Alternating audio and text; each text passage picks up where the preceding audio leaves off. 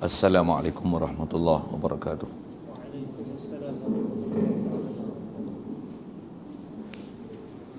Alhamdulillahirabbil alamin wassalatu wassalamu ala asyrafil anbiya'i wal mursalin wa ala alihi wa ashabihi wa azwajihi wa dhurriyyatihi wa atba'ihi ajma'in. Subhanaka la ilma lana illa ma 'allamtana innaka antal alimul hakim. La haula wa la quwwata illa billahil aliyyil azim. Rabbi shrah li sadri wa yassir li amri wahlul 'uqdatam min lisani yafqahu qawli. Allahumma iftah alaina bi futuhil 'arifin bik. Allahumma ja'alna minal ladzina yastami'una al-qawla fayattabi'una ahsana. Allahumma 'allimna bima jahilna wa anfa'na bima 'allamtana wa zidna 'ilman nafi'a ya rabbal alamin. Rabbi a'udzu bika min hamazati syayatin wa a'udzu bika rabbi an yahdurun wa a'udzu nafsi billahil aliyyil azim. Bismillahi ma sya Allah la yasuqul khaira illa Allah. Bismillahi ma sya Allah la yasrifus su'a illa Allah. Bismillahi ma sya Allah ma kana min ni'matin fa min Allah. Bismillahi ma sya Allah la haula wa la quwwata illa billah. Wa ba'du. Qala Syekh Musannif Al-Mutarjim wa rahimahumallahu ta'ala wa nafa'ana bihi wa bi'ulumihi fi tarin. Kita muka surat 18 20 perenggan. Kata Musannif rahimahullah ta'ala, berhubung dengan keadaan ini ialah kebanyakan daripada perlakuan manusia ramai yang mana pada kebiasaannya ia berjumpa, katanya, macam mana aku hendak berbuat ibadat sedangkan keadaan diriku berkekalan dalam melakukan maksiat serta bergelomang dengannya, maka sudah tentulah mula-mulanya wajib atas diriku melakukan taubat terlebih dahulu kepada Allah Subhanahu wa taala, supaya kiranya itulah Allah Subhanahu wa taala mengampunkan segala dosaku serta dilepaskan diriku daripada belenggu tawanannya, dan juga bersihkan daripada segala cemar kotorannya. Ketika itu barulah layak diriku untuk berkhidmat dan bersama-sama di hamparan perdampingan rahmat Allah Subhanahu wa taala. Saudara sekalian, pertama sekali syukur Allah Subhanahu wa taala, limpah kurnia dia, anugerah dia semata-mata memberikan kita nikmat boleh wujud lagi dan berada lagi, hidup lagi atas muka bumi ini. Alhamdulillah. Dapat kita nikmat Islam sejak lahir lagi, alhamdulillah. Mak ayah kita yang Islam tu, kita lahir daripada mereka Islam, kita dapat Islam. Alhamdulillah, dengan itu dibesarkan kita dengan tata cara hidup Islam, boleh dalam keadaan ikut perintah Allah Ta'ala, tinggalkan larangan dia. Alhamdulillah. Syukur lagi Allah Subhanahu wa taala beri kita keinginan, kehendak untuk belajar dan faham ketaatan yang kita dah buat itu, supaya kenal kita taat ni untuk siapa, kerana siapa, dan kita kalau duduk solat pun menghadap siapa yang kita sembah, atau istilah lain mengenal Allah Ta'ala.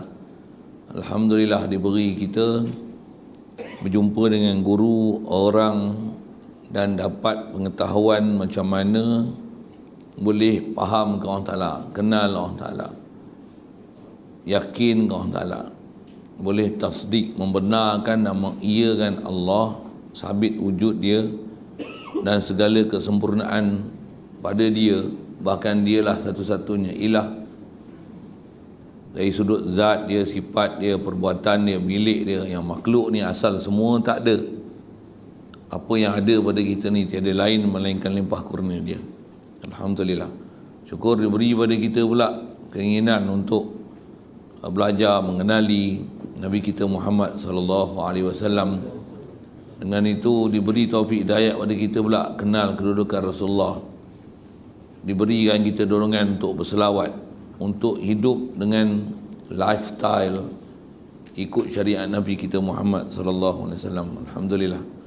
Syukur diberi pada kita keupayaan malam ni boleh hadir untuk solat maghrib berjemaah dan diberikan kita kelapangan masa, keterbukaan hati berada pula satu majlis ilmu yang sangat mulia untuk kita nak meneruskan bacaan daripada kitab Cermin Budiman bagi Mukminin terjemah Minhajul Abidin, untuk kita lihat bagaimana panduan yang disebut oleh Imam Ghazali ini, jalan-jalan yang perlu kita tempuh untuk merealisasikan kehambaan kita pada Allah Ta'ala, bagaimana untuk mencapai matlamat sebagai orang yang benar-benar abid, orang yang betul-betul faham perjalanan hidup atas muka bumi ini, bagaimana nak menuju Allah Ta'ala dan sentiasa dalam keadaan sedar, yakin, mengiya dan membenarkan Allah Ta'ala khasnya dalam ibadat, bahkan umumnya selagi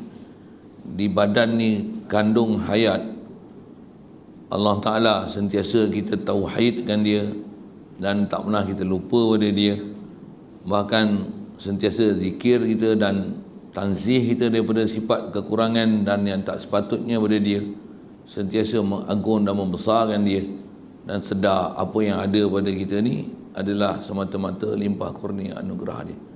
Itu kalau ikut adalah antara perjalanan seorang hamba, orang yang kalau nak jadi betul-betul hamba Allah Ta'ala, inilah keadaan yang sepatutnya dan perasaan yang kena ada pada diri kita setiap detik dan masa, insya-Allah. Alhamdulillah. Jadi kita nak baca kitab ni dengan harapannya mudah-mudahan Allah Ta'ala mudahkan lagi untuk kita faham perjalanan ni. Kalau tak faham, mudah-mudahan boleh faham. Kalau dah faham, mantapkan kefahaman kita. Dan kalau tak betul, boleh betulkan perjalanan kita. Semak diri kita, wajib untuk kita betulkan perjalanan masing-masing. Setiap individu fardu ain nak belajar dan kena faham perjalanan ni, insya-Allah. Baik, kita nak sambung ni kalau ikut pengarang kita dah jelaskan hari itu, orang yang bila dia dah kenal siapa dia, yang kalau sebut dengan bahasa kita sendiri senang, kalau kita kenal siapa kita, yang kita ni makhluk, asal kita tak ada, asal jasmani, mestilah ada satu zat yang sangat kuasa menjadikan kita. Kita bukan jadi sendiri. Di taufik hidayat yang kita untuk mengenal, untuk ada faham, ada perasaan, bahkan akal kita tak boleh menolak sama sekali kewujudan zat atas nama Tuhan, yang dialah satu-satunya Tuhan, tak ada dah Tuhan selain dia. Itulah maksud syahadah kita tu, la ilaha illallah tu. Bila kita dah faham siapa diri kita, bahkan seluruh makhluk ni sama je martabatnya, yang kata semua adalah makhluk. Yang kita ni Allah lah yang jadikan kita dengan segala keistimewaan, ketentuan. Ya Allah lah takdir yang kita, baik laki, perempuan, sihat, sakit. Ada di kalangan kita ni, ada yang alim, jahil, kaya, miskin, sihat, sakit. Macam-macam hal yang ada kat kita. Ada pemimpin, ada rakyat, ada sultan, ada agung, ada yang kuli, ada bos, ada guru, macam-macam tanggungjawab dan keadaan yang Allah Ta'ala jadikan berbagai-bagai situasi kat kita. Begitu juga dalam ramai-ramai kita ni, manusia, ada pula jin, ada malaikatnya, ada haiwannya, ada tumbuhannya. Bila kita kenal semua ni adalah ciptaan daripada Allah Ta'ala, kita dengan apa Allah Ta'ala cipta kita, wajib kita kenal apa yang ada pada kita ni tiada lain melainkan Allah lah yang menjadikan kita. Baik, dah faham perjalanan tu, tentulah kita nak lalu kehidupan ni macam mana nak hidup sebagai hamba Allah Ta'ala. Kalau satu sudut kita dah faham dan kita pun rasa macam kita dah faham pasal kita dah solat, jaga semayang fardu 5 waktu, berbanding dengan ada orang lain lagi tak semayang, tak jaga semayang jemaah, Jumaat pun tak ada semayang pun, semayang raya pun tak semayang, katalah gitu. Kita satu sudut dah ada ibadat, saya semak sikit, benar-benarkah kita ni dah lulus bab ibadat tu yang kita kenal kepada siapa kita ibadat. Tentulah yang nak muhasabah tu. So, kitab kita ni pun masih peringkat permulaan kitab, yang bila kita nak beradab pula, kita dapati ada halangan. Kita nak beradab ni, apa nak tahu mana, jadi malas, tak ada semangat kan. Zikir, pegang tasbih kita lena, buka Quran, nak baca Quran tak reti baca kan. Kalau baca pun, berarti baca pun tak ada semangat. Kadang tak ada apa-apa perasaan pun untuk bangun hidup sebagai orang yang taat. Tapi kalau makan cepat, buka handset, tengok WhatsApp, laju. Kalau pergi berjalan, tambah dah tak ada PKP macam mana, jom, bila lagi. Tapi kalau main bab nak zikir, baca Quran, fikir, mengaji, mengadap kitab, mengadap tok guru, berpi bahasa gitu, tambah pula duduk pula nak bersedia menadah telinga, dengar apa benda yang kita kena betulkan dalam perjalanan hidup kita. Ayat pula pedih-pedih pula tu, bukan senang nak tunggu. Satu pula tu, dengan hal yang ada pada kita, semak balik kita ni dulu bukan orang baik-baik pun. Yang ni yang dia nak sebut. Dia kata berhubung dengan keadaan ini, bila kita dah faham ada perjalanan yang kita kena lalui dalam ibadat pun, katalah kita dah boleh ibadat satu sudut dah, tengok keadaan yang ada kat kita ni, dan kata dia keadaan inilah kebanyakan daripada perlakuan manusia. Ramai manusia inilah keadaan dia. Apa dia? Ramai yang mana pada kebiasaannya ia bercakap. Kalau nisbah bercakap, cakap ajuk macam ni, macam mana aku nak berbuat ibadat ni, sedangkan keadaan diri aku berkekalan dalam melakukan maksiat. Masih banyak lagi maksiat. Cuma maksiat ni kena belajar elok-elok apa yang panggil maksiat. Kalau satu sudut kita dah tak ada maksiat zahir, alhamdulillah. Tapi kena belajar lagi pasal apa? Kena faham dan kena belajar apa yang telah disyarah oleh tutugu para ulama kita untuk kenal apa maksiat kita. Pasal kita bila tak belajar dan tak faham maksiat, kita akan sampai boleh rasa kita tak ada maksiat. Tu masalah. Kita belajar bab akidah, rasanya ada bab akidah yang common knowledge kat kita, orang yang tak ada maksiat, tak ada dosa ni hanya Nabi Rasul. Kalau nisbah manusia ni tak ada dosa maksiat, Nabi Rasul. Mereka dikenali dengan istilah maksum. Mereka amanah, dengan makna ismah, sentiasa dalam peliharaan Allah Ta'ala. Bahkan mereka sendiri dalam keadaan sentiasa sangat kenal Allah Ta'ala, siapa Allah Ta'ala. Walaupun mata mereka tidur, hati tak tidur. Bayangkan macam mana taatnya mereka. Tu pun khasnya Nabi kita Muhammad sallallahu alaihi wasallam, tak kurang satu hari semalam 70 kali istighfar. Istighfar tu apa? Minta ampun. Soal, dia minta ampun buat apa sedangkan dia tak ada dosa? Soal, kita ada dosa tak? Minta ampun tak? Tu kena jawab tu kan. Berasa tak dosa? Dia apa masalah tak rasa dosa ni? Tak kenal dosa.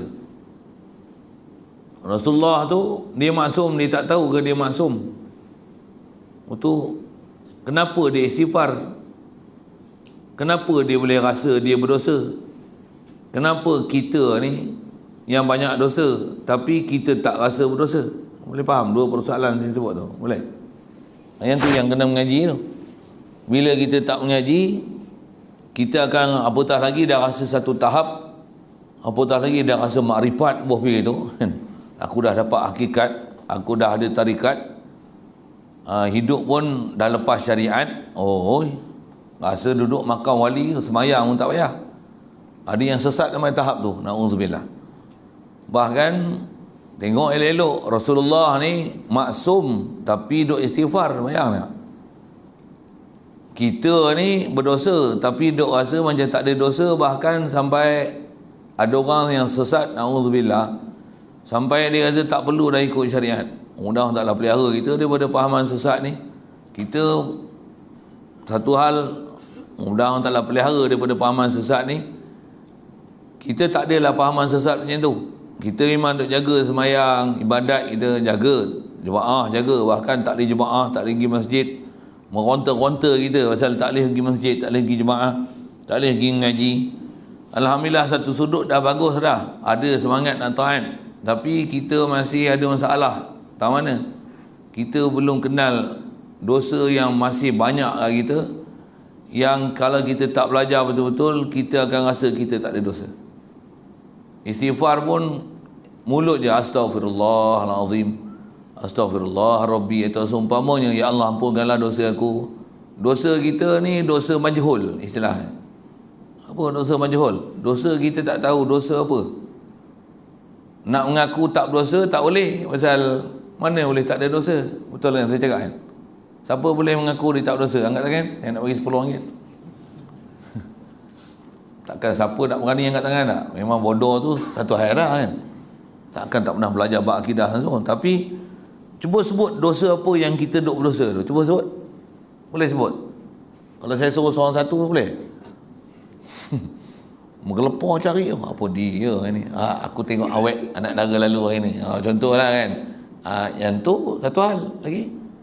Itu ya. Ngumpat. Duk ngumpat siapa? Menteri besar. Umpat DAP. Apa yang tu tahu umpat? Yang tu satu sebenarnya banyak dosa ke banyak tak berdosa? Tak ada dosa pun. Itu pun cari-cari je. Dalam umpat. Lepas tu tak ada apa dah. Cari je. Dosa kena cari. Sedangkan memang dosa tak? Memang dosa tak? Dosa apa? Tu saya kata dosa tu jadi majhul. Tak tahu apa dosa. Apa masalah kita? Tu yang kita kita tak pernah belajar bab dosa tu, maksiat tu. Satu, Imam Ghazali nak sebut, antara orang yang kalau dia memang faham ni, dia akan rasa maksiat besar sekali. Yang saya nak sebut ni lah, apa dia? Maksiat besar kita tuan-tuan adalah maksiat akidah.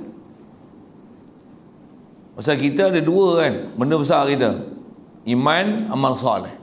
Okay. Iman, amal soleh. Kita dah rasa kita beriman dah. Dah amal pun kita dah rasa kita amal soleh lah. Betul kan? Dah amal soleh ke belum? Tak amal soleh lagi. Jadi tuan-tuan ni amal toleh ke? Memang kaki judi ke? Tak. Betul kaki minum arak? Tak. Kaki pergi nombor ekor, pergi betung. Betung tak boleh masuk. Atau apa maksiat yang kita buat, yang dia asal nak sebut, memang dah tambah pula dah rasa amal soleh, tambah pula duk pegang jawatan-jawatan yang soleh-soleh, jadi imam, jadi bilal, jadi ustaz. Saya sebut saya ni bukan cerita orang lain kan. Orang panggil tok guru, panggil musyarat pun orang rujuk kat kita, tanya masalah, oi duduk makam hebat kan ni, macam ada rasa bersalah, oi amal soleh gila ni. Ada dosa tak? Berlambak dosa. Dosa apa? Dosa zahir satu hal, saya tak fokus sana. Saya nak sebut dosa apa? Dosa batin. Apa dosa batin? Dosa akidah. Bab akidah besar kali iman kita ke Allah Ta'ala, apa dia? Wajib kita iman pada Allah Ta'ala, Allah ni dia ilah. Apa saja yang kita dapat ni mesti daripada dia. Tak ada hati pun perasaan kita kepada selain pada Allah Ta'ala. Itu besar punya akidah. Kalau kita ada perasaan selain pada Allah Ta'ala yang menyebabkan kita dapat, kita rasa, kita ada apa yang ada perolehan kat kita ni, kita ada rasa selain daripada Allah Ta'ala. Itu dosa besar kali kat kita. Hidup, duk rasa hidup kat apa? Makanan, out. Duk hidup, pasal apa rasa hidup? Air bagi hidup, oksigen bagi hidup, out. Dosa paling besar sekali. Dosa apa nama tu? Istilah ulama yang tu disebut dosa syirik. Syirik apa? Menduakan Allah Ta'ala. Duk berasa kita hidup ni ada selain pada Allah Ta'ala boleh bagi hidup kita. Hidup siapa? Bawa ubat satu beg macam makan nasi sarapan pagi, kenyang. Betul? Tak ada ni, tak tahulah nak hidup tidak. Macam tu. Bukan maksudnya tak payah makan ubat, saya tak kata begitu. Pasal kita hidup diajar syariat, ada peraturan sabab musabab. Akidah lagi betul. Sabab makan, minum, ubat yang ni common sangat. Tapi akidah kita jangan common. Itulah kot sikit guna bahasa itu. Akidah kita besar sekali, tahu mana? Wajib i'tiqad. Apa yang ada kat kita ni tiada lain melainkan semua adalah kurniaan daripada Allah Ta'ala. Tak ada campur tangan makhluk sikit pun, walaupun sebesar zarah, untuk ada apa kat kita. Akidah mula-mula sekali. Itulah iman. Iman ni antara sebut dalam hadis, kata dia afdalul iman an ta'lama anna Allaha ma'aka haitsu ma kunta, atau kama qala. Iman paling besar sekali yang wajib atas kita, kena ada iman, yakin sungguh apa dia? Kita yakin bahawasanya Allah Ta'ala ni sentiasa bersama kita, memberi anugerah yang tak putus-putus setiap masa, di mana saja kita berada. Itu iman paling afdal sekali. Maksudnya kalau kita tak ada apa perasaan ke Allah Ta'ala, apa saja keadaan kita, maksudnya kita ni tak ada iman. Na'udzubillah. Bahkan hati kita akan membenarkan makhluk. Itu maksiat paling besar ni. Maksiat paling besar kali yang maksiat akidah. Maksiat nak mencuri pun sekali-sekala je. Tinggal semayang pun satu hari 5 kali ya hukum tinggal semayang. Tapi kalau akidah kita tak betul, tak kena gaya, 24 jam kita dalam keadaan mensyirikkan Allah Ta'ala. Na'udzubillah. Syirik tahu mana? Kita tak rasa apa yang ada kat kita ni daripada Allah Ta'ala. Satu antara perkataan-perkataan yang sering disebut oleh ulama bagi kita sedar Allah Ta'ala ni apa? Makana min ni'matin fa minallah. Apa saja daripada nikmat yang aku dapat ni semua minallah. Bismillahi masyaallah la haula wala quwata illa billah. Hadir hati ke Allah Ta'ala, aku ni boleh tinggal benda yang tak elok, yang maksiat, boleh buat taat ni, boleh sembahyang, boleh pergi masjid. Semua ni daya upaya Allah Ta'ala beri. Tu akidah besar tu. Walaupun kita hanya sebut beberapa waktu, tapi kalau ikut kena sentiasa sedar dalam hati bahawasanya mesti akidah kita besar, yakin Allah lah yang beri kat kita ni semutlaknya, tak ada campur tangan daripada makhluk sikit pun. Yang itulah bahawa mana iman. Kalau kata nisbah bahasa kita selalu sebut tawakal, kita kerja tawakal lah pada Allah Ta'ala. Tawakal tu bukan kita berpegang di atas kerja yang kita buat tu. Itu kan tawakal. Itu tak faham tawakal. Tawakal ni kerja yang kita buat tu tak ada hati pun kerja yang kita buat, walaupun buat bersungguh-sungguh. Hati ini apa? Allah yang bagi dapat kat aku. Itu baru tawakal. Boleh faham saya sebut apa? Kita kadang rasa macam kita faham agama kan. Dengar saya sebut, kasar sikit lah saya sebut ni. Kita rasa macam kita kenal Allah Ta'ala. Kita rasa macam kita faham Allah tu ilah. Rupanya tak faham lagi.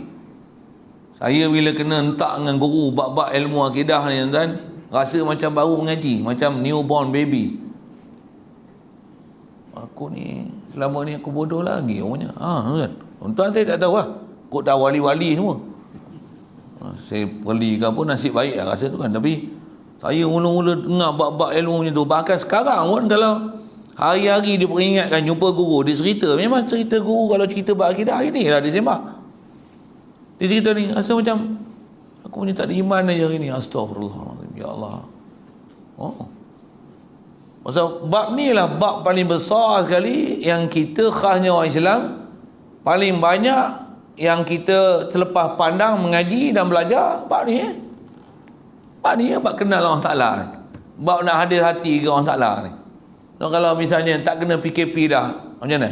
Oh, lega, relax, merdeka rasa. Boleh pergi mana-mana lah. Tak rasa pun Allah yang angkatkan kita daripada bala bencana ni. Tak rasa pun. Syirik lah tu, dosa lah tu. Patutnya berasa macam tu, astagfirullahaladzim, ya Allah.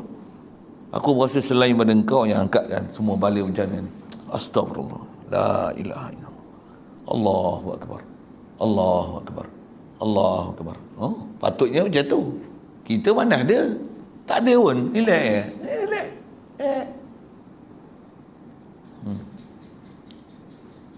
Kita rasa macam tak ada apa-apa. Sedangkan tu pelajaran besar sekali kita dalam bab akidah. Yang tu yang kalau saya sebut itu, dengar. Macam mana nak bagi sentiasa mantap dalam bab akidah? Jadi kalau faham tu, tak ada mantap dalam bab akidah, tak faham kita macam mana sentiasa 24 jam ni, nak boleh hati ni sentiasa yakin dengan Allah Ta'ala, membenarkan Allah Ta'ala, mengiyakan Allah Ta'ala. Kena risau ke, kena bergembira? Sikitlah soalan-soalan saya macam tu kan. Nak rasa gembira ke, rasa duka cita? Macam mana aku ni? Aku ni kalau mati lah, kena mapuh, boh pergi bahasa kasar sikit kan. Mapuh, macam mana keadaan aku ni? Macam mana nak hati tu sentiasa boleh hadir hati ke Allah Ta'ala ni?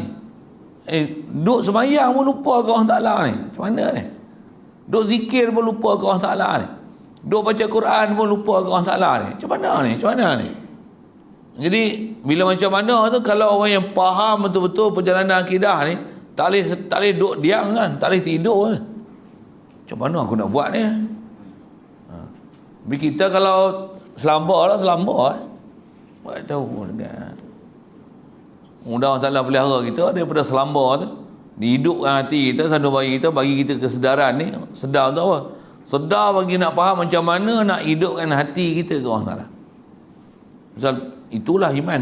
Iman ni 24 jam hati tu bersandar, rujuk, ingat, sedar, faham dengan Allah Ta'ala. Itu iman.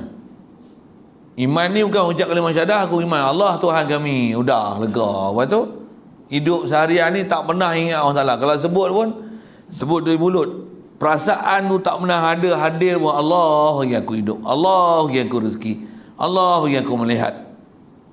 Tak ada apa pun orang kata nak boleh sedar ke situ tu. Maksudnya sentiasa dalam keadaan dosa.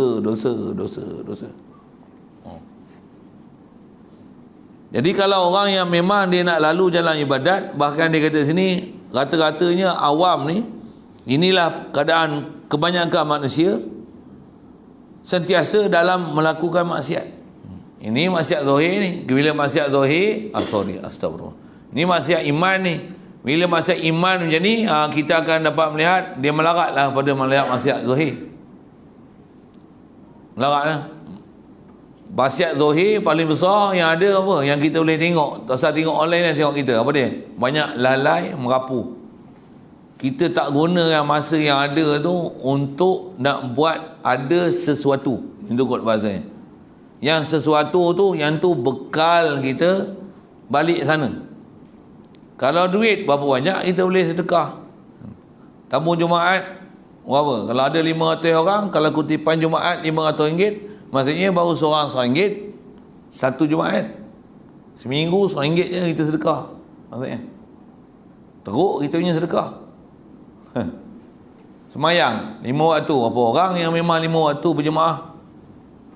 Itu satu kan. Jadi apa dia yang nak bawa bekal kat sana yang banyak? Apa? Duit tak ada banyak. Amal pun malas. Apa dia? Apa dia nak bawa? Saja saya lontar itu untuk fikir. Nak bawa apa? Bahkan kalau kita amal, katalah ada riak sekali, katalah riak sebesar zarah Tambah orang puji lah, kita seronok dengan puji tu kan. Dia kata dia ni selama aku tengok dia ada kat Pelda ni, tak biasa tengok dia tinggal sama jemaah. Kita dengar orang cakap yang tu kat kita lah tu, macam mana? Senyum konyeh nyoren aja, macam habis amalan semua, habis oncong liau, macam kayu yang dimakan api, habis mana? Habis apa tinggal nak balik tu? Yang tu yang kita kena mengaji bab tu. Mengaji bab apa? Mengaji bab akidah. Macam mana nak boleh iman kita tu ke Allah Ta'ala sentiasa betul, yang tak ada apa yang kita hidup ni, duk lalu ni, bahkan setiap detik saat ada pada kita, Allah tak dilupai. Yang tu iman besar tu. Tu tanggungjawab ilmu paling besar kan. Ilmu tu lah. Adapun ilmu nak solat, yang tu dia dah masuk second step, third step, fourth step, semua langkah belakang tu. Tapi kita yang tu dah belajar dah. Yang banyak tak ada kat kita ni apa? Ilmu yang pertama sekali yang kita kena belajar ni, apa dia? Ilmu nak kenal Allah Ta'ala, tauhid dengan Allah Ta'ala. Ilmu macam hati sanubari ni nak bagi faham apa dia maksud la ilaha illallah ni, Allah ilah ni, apa dia ni? Yang ni lah yang kat kita tak ada. Yang tu yang kalau macam mana Imam Ghazali sebut ni, bila dia nak ibadat apa-apa, tengok kita ni duduk dalam kekalan maksiat. Maksiat apa? Maksiat lalai pada Allah Ta'ala. Bahkan kalau dengan bahasa saya sebut tadi, duduk 24 jam syirik dengan Allah Ta'ala. Syirik tu kan nanti sembah tokong, bukan nanti kena bawa pulut pergi kat busut ke mana-mana. Bukan syarat itu. Syirik ni hati ni duk berasa ada ghairullah yang boleh menyebabkan ada ke aku sesuatu, bergantung kepada ghairullah selain pada Allah Ta'ala. Syirik lah. Macam tu lah. Maka ni saya duk ngajar ni, kena hadir hati ni. Nisbah ilmu tauhid apa dia?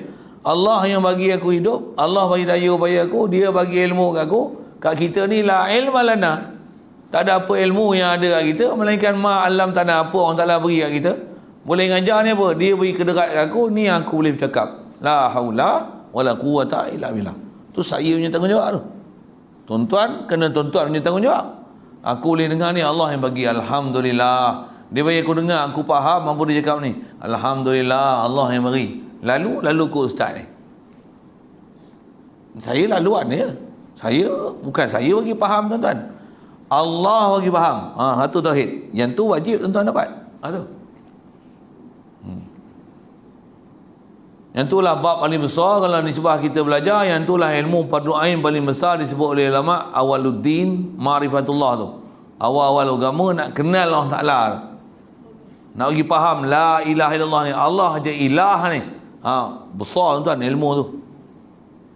Para sahabat dididik oleh Nabi SAW sebelum terima sembahyang ni 13 tahun khas bab tu je, nak bagi faham la ilaha illallah tu. Kita ni mudah-mudahan Allah Ta'ala taufik hidayat kita walaupun tak dapat sampai 13 tahun hari-hari diasuh dengan ilmu akidah ni, tapi sekurang-kurangnya ada pelajaran akidah yang kita dah belajar. Allah Ta'ala mudahkan kita untuk faham, untuk reti, dan diberi kesedaran kat kita macam mana untuk boleh hidupkan hati kita ke Allah Ta'ala ni, insyaAllah. Itu yang kalau kita memang faham, kata dia, orang akan cakap macam ni lah dalam hati dia, dalam sentiasa melakukan maksiat serta bergelomang dengannya dengan maksiat. Apa maksiat kita? Lalai dengan Allah Ta'ala. Hati ni walaupun duk sujud pada Allah Ta'ala, tapi lalai pada Allah Ta'ala, tak ada sedar dengan Allah Ta'ala sikit pun. Sikit saya buat misal untuk guru ulama kita. Kita dengan Allah Ta'ala ni, dia punya bandingan macam ni. Bandingan saya ngaji ada guru sebut misal mudah nak faham. Dia kata seorang isteri, yang ni mudah nak faham. Untuk mudah faham, kita punya keadaan kena duduk tempat isteri tu. Walaupun kita suami, dengar contoh. Macam mana?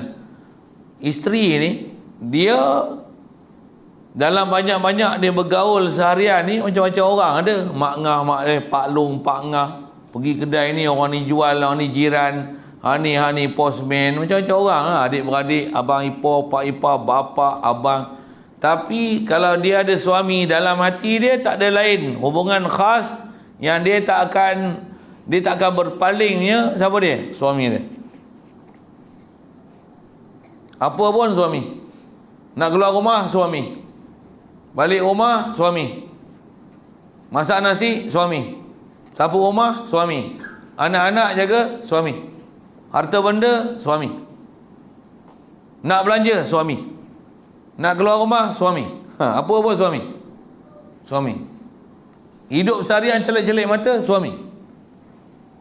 Besar isteri paling bagus, suami. Isteri yang dalam hati dia tiada lain melainkan suami dia. Boleh faham saya sebut? Kalau dalam hati dia bangun-bangun tidur, nak masak apa untuk jiran. Suami dia buat tak tahu je. Padahal suami dia suka ni, tu kan. Tak peduli je, lantak lah. Aku kira jiran aku. Bangun-bangun tidur, cik pelanggan. Apa dia. Suami dia sebelah buat tak tahu je. Aku nak bancuh air ke apa. Tak ada. Buat tak peduli je. Abang, air panas semua ada tu. 3 in 1 apa semua. Congkak ali semua ada. Abang bancuh sendiri lah ya. Saya nak kena selesaikan ni, Ustaz. Macam kita kalau suami kalau macam mana? Boleh bang. Saya tak syarah, tak bodoh macam tu. Dah bayang itu kalau isteri dengan suami, padahal isteri suami ni dia boleh bercerai kan? Boleh bercerai. Ada waktu bila bercerai dah tak ada hubungan lah suami isteri. Saya bukan nak suruh bercerai dengan elok, jangan salah faham. Kita dengan Allah Ta'ala mana ada bercerai-bercerai. Daripada ada kita, daripada tak ada dulu, ada ni sampai tak ada akan datang, dia ada akan balik, mana boleh bercerai dengan Allah Ta'ala. Jadi sepatutnya celik-celik bagi apa? Allah dulu. Allah Ta'ala suruh apa?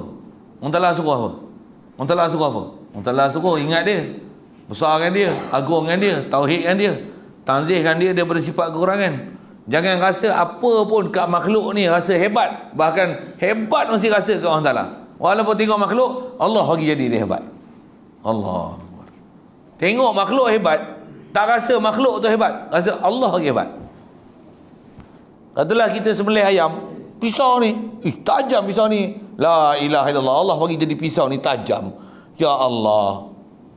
Macam mana nak hidupnya tu? Macam mana nak hidupnya tu? Kita tak pisau. Pisau ni power ni. Pisau ni. Duk pisau tu, lu usul kiri kanan, ulu hilir pisau tu. Masuk Facebook lah apa, tambah duk menega, contoh menega lah. Pisau terbaik. Pisau ni tak challenge weh. 3 juta aku tak jual. Duk cerita pisau tu. Jatuh hati pun kat pisau tu. Saya bagi contoh pisau lah. Kalau hak lain. Baik pangkat ke, baik duit ke, baik rumah ke. Kita punya hati jatuh kat makhluk tu. Kalau dia pegang tu, duk ke makhluk tu lah. Itu kalau ke makhluk lain pada kita. Kalau tak pun kat kita lah. Tengok, aku ni kalau pagi tak buka masjid sorong, duk gelak tu duk pegang aku. Apa maksiat kita? Maksiat kita besar kali, tak pernah sedar. Hebat yang ada pada makhluk ni, kita tak boleh hadirkan Allah yang bagi makhluk tu hebat. Yang tu pun formula tu, saya ngaji ada guru ajar, itulah kaedah kita nak bagi ingat Allah Ta'ala. Kalau kita duk tengok makhluk, hanya terpegun dengan makhluk, masalah kita ni. Kita tak faham akidah. Tak faham akidah mana? Tak sedar kita yang hebat tu Allah, bukan makhluk. Bila kita tengok makhluk hebat, satu dia ajar kita dalam syarak sebut apa? Masya Allah, Masya Allah, Masya Allah. Apa? Ni semua Allah Ta'ala yang kendaki. Itu jadi gini. Masya Allah. Apa? Masya Allah. Barang yang Allah Ta'ala kendaki. Allah yang kendaki jadi gini. Satu jadi. Masya Allah, Masya Allah. Satu saya duk baca tu, doa tu, perkataan Nabi Khidir. Bismillahi. Mesti nak buat apa-apa pun, Bismillahi Masya Allah. Bismillahi Masya Allah. Bismillahi Masya Allah. Bismillahi Masya Allah. Memang wirid dia hari-hari tu. Saya pun tak dapat lagi wirid tu. Tuan-tuan tolong doa untuk saya. Saya tak dapat. Tuan-tuan tak apa dah, wali-wali. Apa pun Bismillahi Masya Allah. Bismillahi Masya Allah. Bismillahi Masya Allah. Nak buat apa pun dengan Allah. Dengan Allah, Allah bagi daya upaya kat aku. Lepas tu, Masya Allah, hebat ni rasa semua apa yang Ta'ala kendaki. Apa yang ada kat aku ni, Allah yang beri. Ni tengok cerah ni, Allah bagi. Gelap ni, Allah, Masya Allah. Masya Allah, Allah yang nakkan gelap ni, satu gelap. Kau dah tak mahu gelap dia. Apa nak sebut ni? Bismillah, Masya Allah. Tengok je benda baik. La yasuqul khaira ilallah. Tengok orang pakat ramai main masjid, ramai mengaji. La yasuqul khaira ilallah. Tak ada siapa yang boleh menarik untuk buat kebaikan ni melainkan Allah. Dia tengok dah tak ada dah penyakit kita ni. Ulu perak ni hijau je. Macam mana? Bismillahi masyaallah. La yasribu su'a ilallah. Tak ada siapa boleh hindarkan benda-benda mudarat, wabak-wabak ni melainkan Allah. Ingat Allah lagi. Wabak hilang, ingat Allah. Dapat nikmat, ingat Allah. Bismillahi masyaallah. Makana min ni'matin fa minallah. Apa saja nikmat ni aku sihat ni, minallah. Allah bagi aku sihat, Allah bagi aku melihat, Allah bagi aku dengar, Allah bagi aku bercakap, Allah bagi tak ada penyakit lagi ni.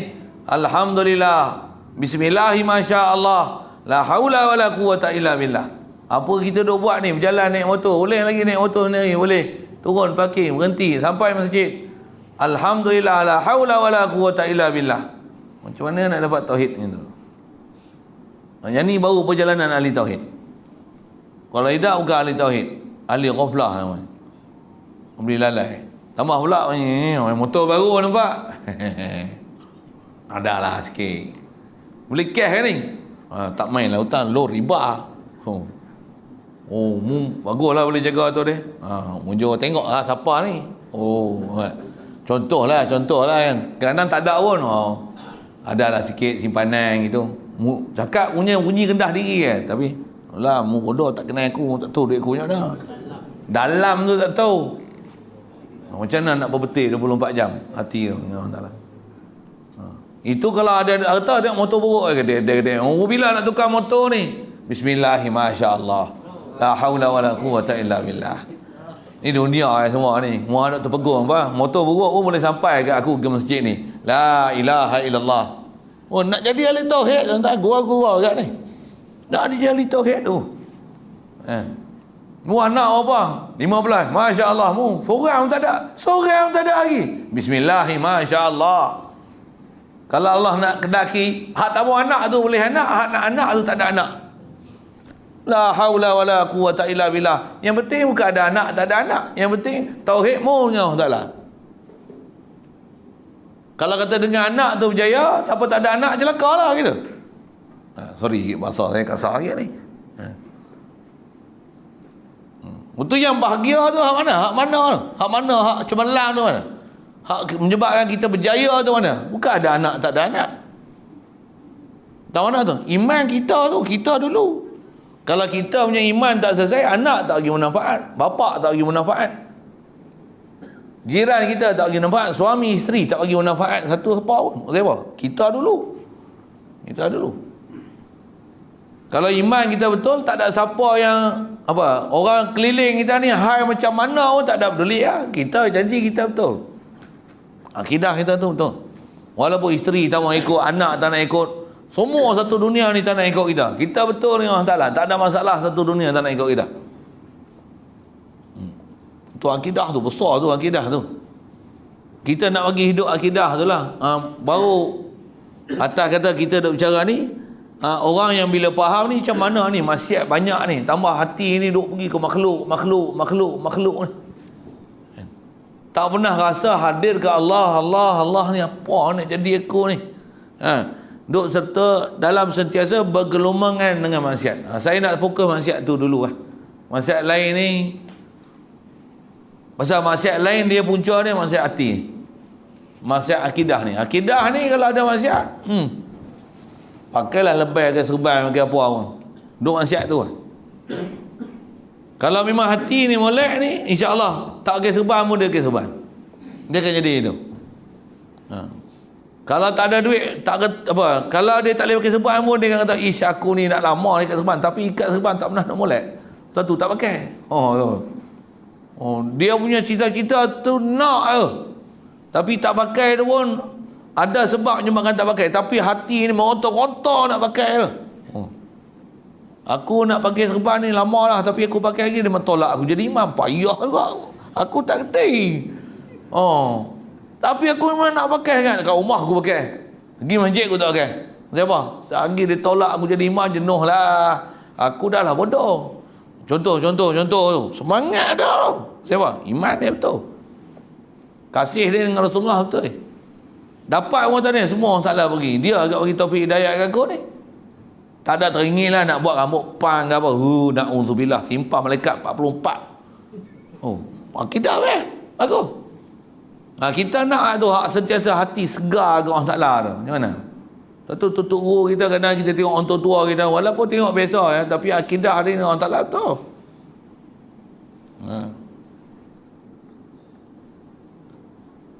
Jadi fokus kita ni pandang maksiat situ lah, serta bergelomang dengannya dengan maksiat. Ni kalau kita perhati ni maksiat, saya tak kata tuan-tuan saya sendiri pun duk bergelomang ni dengan maksiat ni.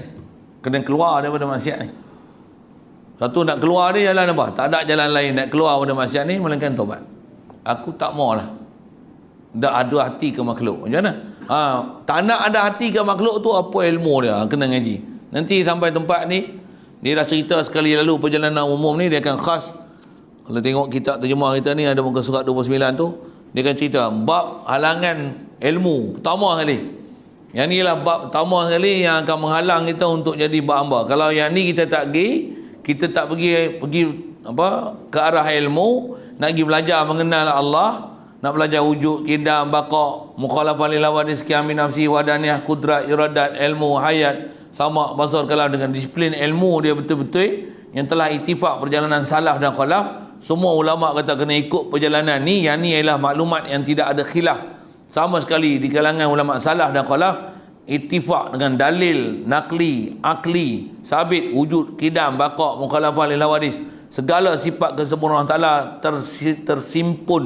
terhimpun, terkumpul dalam sifat-sifat ni. Wajib kena kenal Allah Ta'ala detail satu persatu dalam konteks wujud, qidam, baqa' ni, supaya faham Allah ni dia ilah ni, ilah mutlak, tak ada siapa kongsi dengan dia ni. Ni halangan ilmu pertama sekali. Kalau kita tak pergi ngaji tauhid, bayang anak berapa lama kita nak duduk dalam maksiat bodoh, tak kenal Allah Ta'ala. Sikitlah ayat-ayat macam tu, kasar sikitlah bodoh tu. Pasal dia tak ada jalan lain nak pergi kenal Allah Ta'ala melainkan kena duduk ngaji tauhid tu. Sebab tu mesti duduk dengan guru yang memang kenal macam mana nak bawa kita pergi tauhid. Kalau guru tu pun memang ajar tauhid, tapi dia pun tak reti tauhid ke. Macam mana tu? Guru ajar tauhid, tapi dia pun tak reti tauhid. Dia tak faham tauhid yang sebenarnya macam mana kena bawa tauhid tu. Kadang ilmu satu sudut dia hafal wujud, qidam, baqa', kita boleh hafal lama dah. Tapi kita tak faham macam mana nak wujud tu, nak pergi dengan wujud tu kita faham tauhid. Kita ada Allah Ta'ala ada, tapi tauhid tak ada. Nak saya sebut misal, mudah kan? Pelajaran mudah kan? Wujud Allah ada. Ni macam mana Allah ada tu jadi tauhid? Mana? Kalau saya sebut sekali lalu, Allah ada hakiki, ada yang sedia, ada yang kekal, ada yang tak hajat pada sesuatu, ada yang berdiri sendiri, ada yang memang ada, sedia ada, wajib ada. Makhluk ni asal semua tak ada. Ni ada yang jadi iman ni. Ni kalau takat Allah ada, kita ada, tak jadi iman, bahkan jadi syirik. Bahkan duk rasa kita ada ni lagi kuat daripada kita rasa Allah Ta'ala ada. Sedangkan Allah wajib ada, kita harus ada. Kita duk rasa kita yang harus ada ni lagi ada daripada Allah yang wajib ada. Bodoh kita mata tu. Tak faham, bab wujud pun tak faham lagi. Boleh faham saya sebut apa? Boleh? Betul. Yang ni lah tuan-tuan kena dengar ni. Baca boleh baca. Tuan-tuan rajin kalau malam ni baca boleh khatam tu. Ya. Tapi tauhid belum tentu faham. Tauhid dia kena berguru. Nak bagi faham mana maksiat tak maksiat, nak faham iman ni dia kena, yang ni ke? Kalau itu aku belajar selama ni tak faham lagi. Memang tak faham lagi tu. Tentu kalau ada orang yang memang dia tahu tu, kata, saya kata, tuan-tuan saya mengaji tu. Aku tak faham lagi. Selama ni aku duk bahas ainul wujud. Halang itibari lahu. Faham kerti, pandai tapi. Yang ni aku bodoh lagi rupanya. Astagfirullah, ya Allah. Tu yang saya mengaji bab-bab ni menangis kan. Menangis. Kata apa? Bodoh lagi aku, ya Allah. Aku tahu lama dah. Aku tak kenal lagi mu.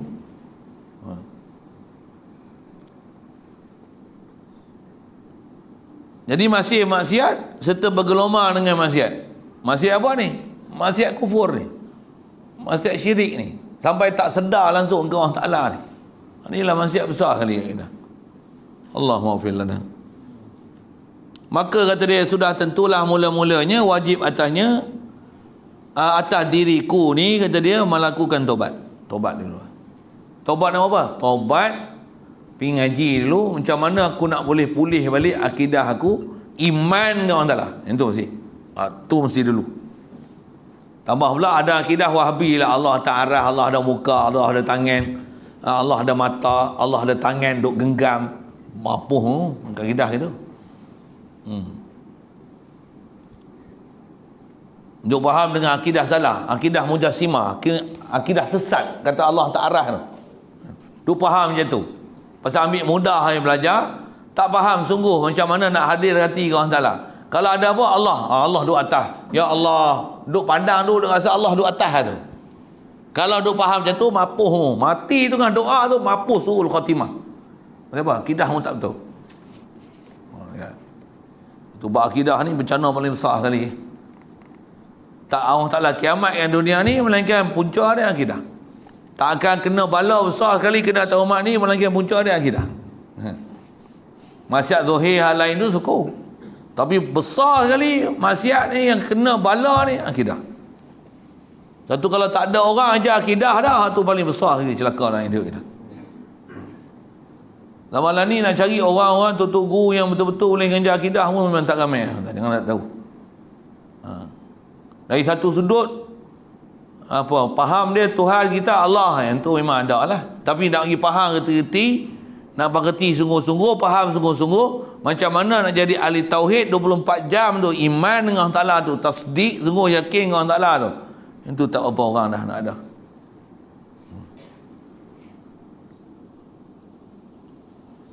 Jadi sudah tentu kalau orang faham ni, mula-mula wajib atasnya, kata dia, atas diriku ni melakukan taubat terlebih dahulu kepada Allah Subhanahu Wa Ta'ala, supaya kiranya ia Allah Ta'ala ni boleh mengampunkan segala dosaku. Dosa kita besar ni tak mana ni? Ya Allah, aku ni jahil bodoh, belajar sifat 20 lama dah, aku tak faham lagi. Mu ada, mu wajib ada. Aku ni, makhluk ni tak ada sebesar zarah, sebiji pasir, setitik air pun. Makhluk tak boleh buat makhluk sendiri. Bahkan kau lah jadikan semua makhluk ni. Antara makhluk ni, aku ni lah, ya Allah, kau yang bagi jadi aku. Aku tak sedar selama ni. Itu taubat mula-mula sekali. La ilaha illallah, kau la ilah. Nak bagi faham ilah tu aja. Mesti duduk ngaji, duduk tempat ilmu tu, pergi ambil tu, pergi faham tu, bagi reti, faham, matang bab ni, baru nak boleh jalan keteng. Jadi sebagai ahli ibadat. Kita masalahnya apa? Kita dah dibesar dalam keadaan ibadat, kita duk rasa kita ahli ibadat dah soleh lah. Itu masalahnya. Sedangkan kita punya akidah yang awal-awal nak kenal Allah Ta'ala ni, yang ni pun tak ada lagi. Memang satu sudut dah bagus dah, main masjid, dah semayang, dah ada ketaatan zahir yang ada ni, alhamdulillah. Tapi kalau kita semak akidah kita ada masalah, yang zahir tu kena teruskan, yang taat tu alhamdulillah, yang tu pun bukan senang juga orang nak boleh taat.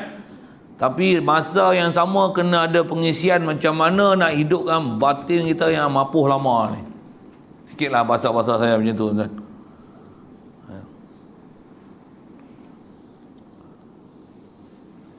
Mudah-mudahan dilepaskan diriku ni, kata dia, daripada belenggu tawanan maksiat. Maksiat mana ni? Dalam hati ni duk bergantung kepada makhluk.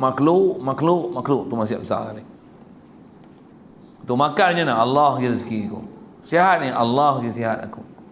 Makan ubat sembuh, Allah je sembuh aku. Duk menyawa ni, Allah masih bagi menyawa aku. Naik kenderaan ni, Allah bagi sampai aku. Tu ilmu iman dia. Ilmu iman dia situ. Kena taubat lah. Tak boleh lah, aku sampai ni motor buat main sampai aku. Aku hidup ni obat bagi sihat aku. Pasal apa tengok cergas ni? Madu aku makan sehari sebotol. Contoh kan. Okey, madu ada sebut lagi madu kan. Madu pula bukan madu biasa, keluluk hutan tu. Oh. Ni madu pula, madu apa semut tonggek. Semut tonggek wadah contoh. Madu semut tonggek. Mu nak makan tu suku. Bukan haram ni makan. Benda tu pula memang halal. Carilah sabab-musabab tu. Hati tak pegang dengan sabab. La ilaha illallah. Sakit, gilah cari sabab sekalipun. Dapat sekali lagi nikmat. Ma kana min ni'matin fa minallah. Bismillah masyaallah. Tuan kidah dia kat situ. Situ keyword dia tu dia punya formula dia. Nak dapat situlah paling perik sekali. Tuan-tuan saya tak tahu lah. Saya selama duk daripada dulu duk mengaji sampai lah ni, duk paling rasa susah nak bagi dapat ni. Ni saya duk sebut ni. Nak sebut ni. Sebut mudah kan. Kalau sebut tuan-tuan sebut pun tak biasa, dengar pun tak biasa lagi, memang kena taubat sungguh lah tu. Tu taubat nak pergi mengaji. Ni saya dah reti lah, saya boleh sebut ni. Nak masuk dalam hati tu memang kena mujahadah gila.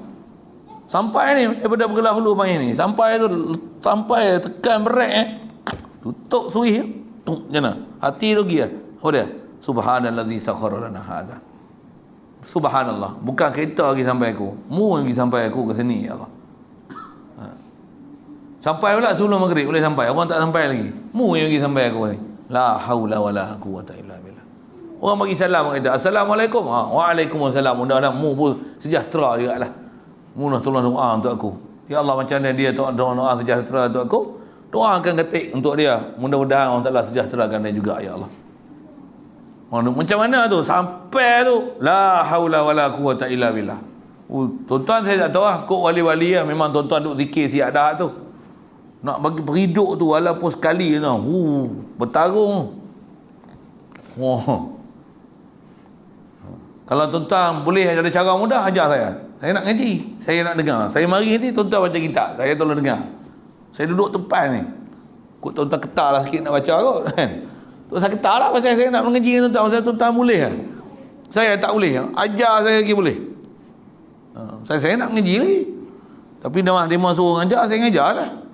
Tapi kalau ada orang boleh ajar, boleh asuh tu, saya nak duduk depan dia ajar aku. Memang saya macam tu pun. Saya memang duk ngaji lagi. Ni ada halangan lah PKP apa semua ni. Memang kalau ikut saya ada waktu dia nak pergi lagi jumpa guru, duk ni ajar aku lagi, bimbing aku lagi. Memang saya ada guru kan. Guru arwah Fatih meninggal lah kan, tapi ada guru lagi. Ada guru lagi.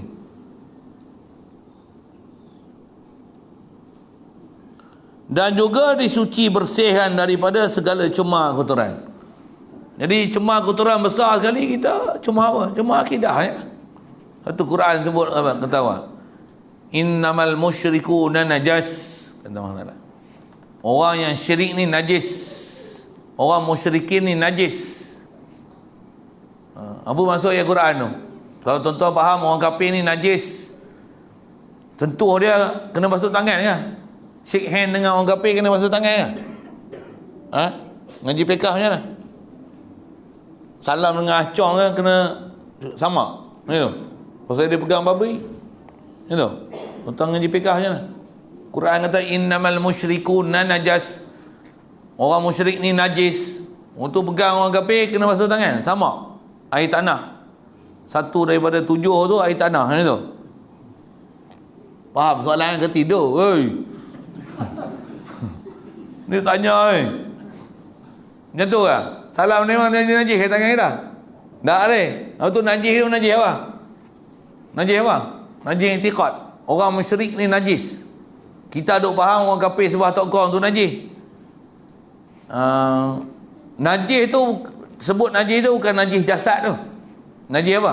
I'tiqad dia najis. Siapa yang musyrik najis? Yang memang sembah selain Allah Ta'ala memang najis. Itu hukum. Kita ni dari sudut jasad memang tak sembah selain pada Allah Ta'ala. Alhamdulillah. Tentu kita tak najis. Tang jasad tak najis. Tapi akidah tu tengok tengok. Ada tak kita duk pegang, ada duit senang, ada. Najis akidah. Akidah kita najis. Kita ada pangkat tambah nak jadi menteri besar lah. Macam senang nak jadi menteri besar. Ini mau nak belah hatu lah ni. Nak jadi menteri besar. Pasal apa tu? Duk i'tiqad, ada pangkat, macam mana? Senang. Sedangkan nak pilihan raya tak lama dah ni, Priario ni. Bukan PRK. Kalau ikut lah Ustaz tak boleh tu. Pasal dia ada akidah apa? Dapat ni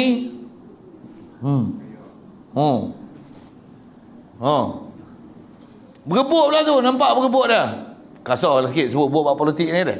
Tapi nak cerita apa? Inilah depan mata kita duk tengok ni, tak selesai lagi ni. Apa masalah ni? Masalah ni lah. Itu yang pangkat. Yang kita ni tak ada pangkat apa-apa pun, ingat terlepas. Tai kucing tu. Oi tu. Sorry tak bawa tai kucing. Setiap orang dia ada masalah dia sendiri. Ada orang tak ada duit, dia duk pegang dengan duit. Ada orang ada duit dengan bini, dia ada masalah dengan bini. Ada seorang masalah dengan anak. Ada orang dengan rumah. Ada macam-macam hal. Dia akan jaga tempat bergantung dia tu. Semua manusia ni ada ujian belaka. Tak sama. Memang tu ujian cara tu. Kita tak kena ujian macam tu, mujur lah. Apa nak sebut? Jadi kita ujian yang mana? Apa ghairullah yang lain tu, yang hati kita ni duk banyak cenderung tu. Kalau kita nak beli tanah, gaduh nak beli tanah. Oh, macam-macam hal. Macam-macam hal. Macam hal macam mana pun, mesti bagi selesai akidah kita dengan Allah Ta'ala. Apa dia? Jangan ada syirik, menduakan Allah Ta'ala. Nak rasa bergantungan kita mutlak ni hanya pada Allah Ta'ala. Apa yang kita ambil ni tak lain. Mesti pastikan dia menepati syarak. Mesti syar'i. Mesti syar'i. Itu mesti dulu. Bila dah tak patuh syarak, dah pelik. Bila jadikan orang kafir ni sebagai tulang belakang untuk lonjak kita naik atas, out. Makan benda-benda haram untuk lonjak naik atas, out. Out tu menentang apa out tu. Kalau duk kata dengan jalan halal lah tu kan, hak jalan haram pun haram lagi lah. Janji aku boleh dapat duit banyak, out. Habis lah akidah kamu. Habis lah. Mesti bila masalah akidah, tentu masalah dengan syariat. Mestinya. Jadi yang kita betul sekali, yang besar sekali kena betul akidah. Bila betul dengan akidah ni, nak syariat macam mana pula? Yang ni ke Allah Ta'ala suruh? Aku buat macam ni tepat ke Allah Ta'ala suruh? Bodoh dan pergi ngaji. Besar sekali nak ngaji syariat tu nombor 2. Pasal dia furuk nak amal. Ilmu tu. Ilmu apa? Macam mana nak kenal Allah Ta'ala bagi hati tu boleh hidup sungguh ke Allah Ta'ala tu. Tu perdoaan, tu usul. Itu base. Apa yang sebut? Itu foundation kita. Dasar kita. Akar kita. Yang tu tak betul, habis. Punah. Yang tu yang nak kena taubat tu. Mudah-mudahan Allah Ta'ala sucikan kita pada kotoran. Jadi innamal musyrikun, orang yang ada hati dia selain pada Allah Ta'ala, semua ni najis. Jadi kita kena bersih najis i'tiqad ni. Najis i'tiqad macam mana? Duk berpegang selain pada Allah Ta'ala, boleh memberi sesuatu, sedangkan makhluk ni, apa nama makhluk sekalipun, makhluk tak boleh dengan zat makhluk beri mudarat manfaat. Tak boleh. Makhluk ni dengan zat diri makhluk dia boleh ada sendiri, tak boleh. Melainkan zat makhluk semua Allah yang bagi jadi. Bagi betul akidah. Tu besar sekali tu akidah. Walaupun kita ambil duit pun sebenarnya hajat kat kita kena cetak duit. Takkan kita bergantung dengan duit. Makanan, memang kita kena makan. Makanan pun kita kena masak. Dia pun hajat kat kita pun hajat kat dia. Takkan kita pergi bodoh duk pegang makanan ni lah yang sihatkan aku. Bodoh. Kita yang masak makanan. Tanam pokok ni esok besar, senang lah. Tanam lah pokok mahal-mahal ada harga. Apa? Gaharu ke apa ke. Musangking yang pokok besar-besar. Sehat-sehat. Baru ni pun keluar dekat 2,000 biji. 2,000 putih. Katalah itu. Dengan sebab dia aku dapat baru ni pendapatan 15,000, 30,000. Macam mana? Siapa yang bagi? Allah yang bagi. Duk berpegang kepada makhluk ni, zat makhluk tu sendiri boleh bagi sesuatu kat kita, tak sandar pun. Hebatnya apa yang ada kat kita tu berasa Allah lah yang hebat bagi jadi makhluk ni hebat. Bagi dekat aku boleh takbir dia, tak rasa Allah Ta'ala bagi. Maksudnya akidah kita punah, najis lagi. Najis lagi. Itu saya sebut buat harta benda. Buat ilmu pun sama. Dengan ilmu ni dapat macam ni. Dapat pengaruh, dapat macam ni, dapat pangkat orang bagi gelaran mulia.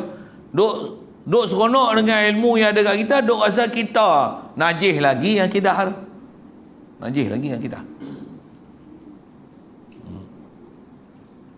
Inilah bab yang pertama kata dia.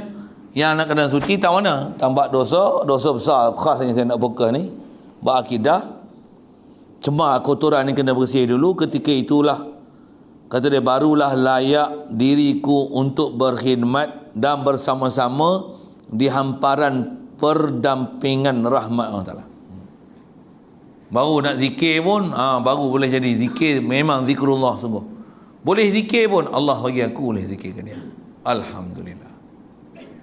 Tak ada rasa nak riak, nak apa. Jadi macam mana nak hindar tu? Memang kena mengaji khas, tuan-tuan. Buat tu. Satu, kalau ada peluang, ada siapa-siapa, ustaz-ustaz, guru mana duk ajar tauhid ni, kena hadir. Walaupun kita tak suka, pergi hadir, mengaji, pergi dengar. Tambah pula baca kitab, dia ada tertib kitab, pergi dengar. Pasal apa? Walaupun kata dia mengajar tu macam-macam cara lah orang mengajar kan. Tak minat apa, mau duduk dengar. Pasal apa? Itu halangan besar sekali.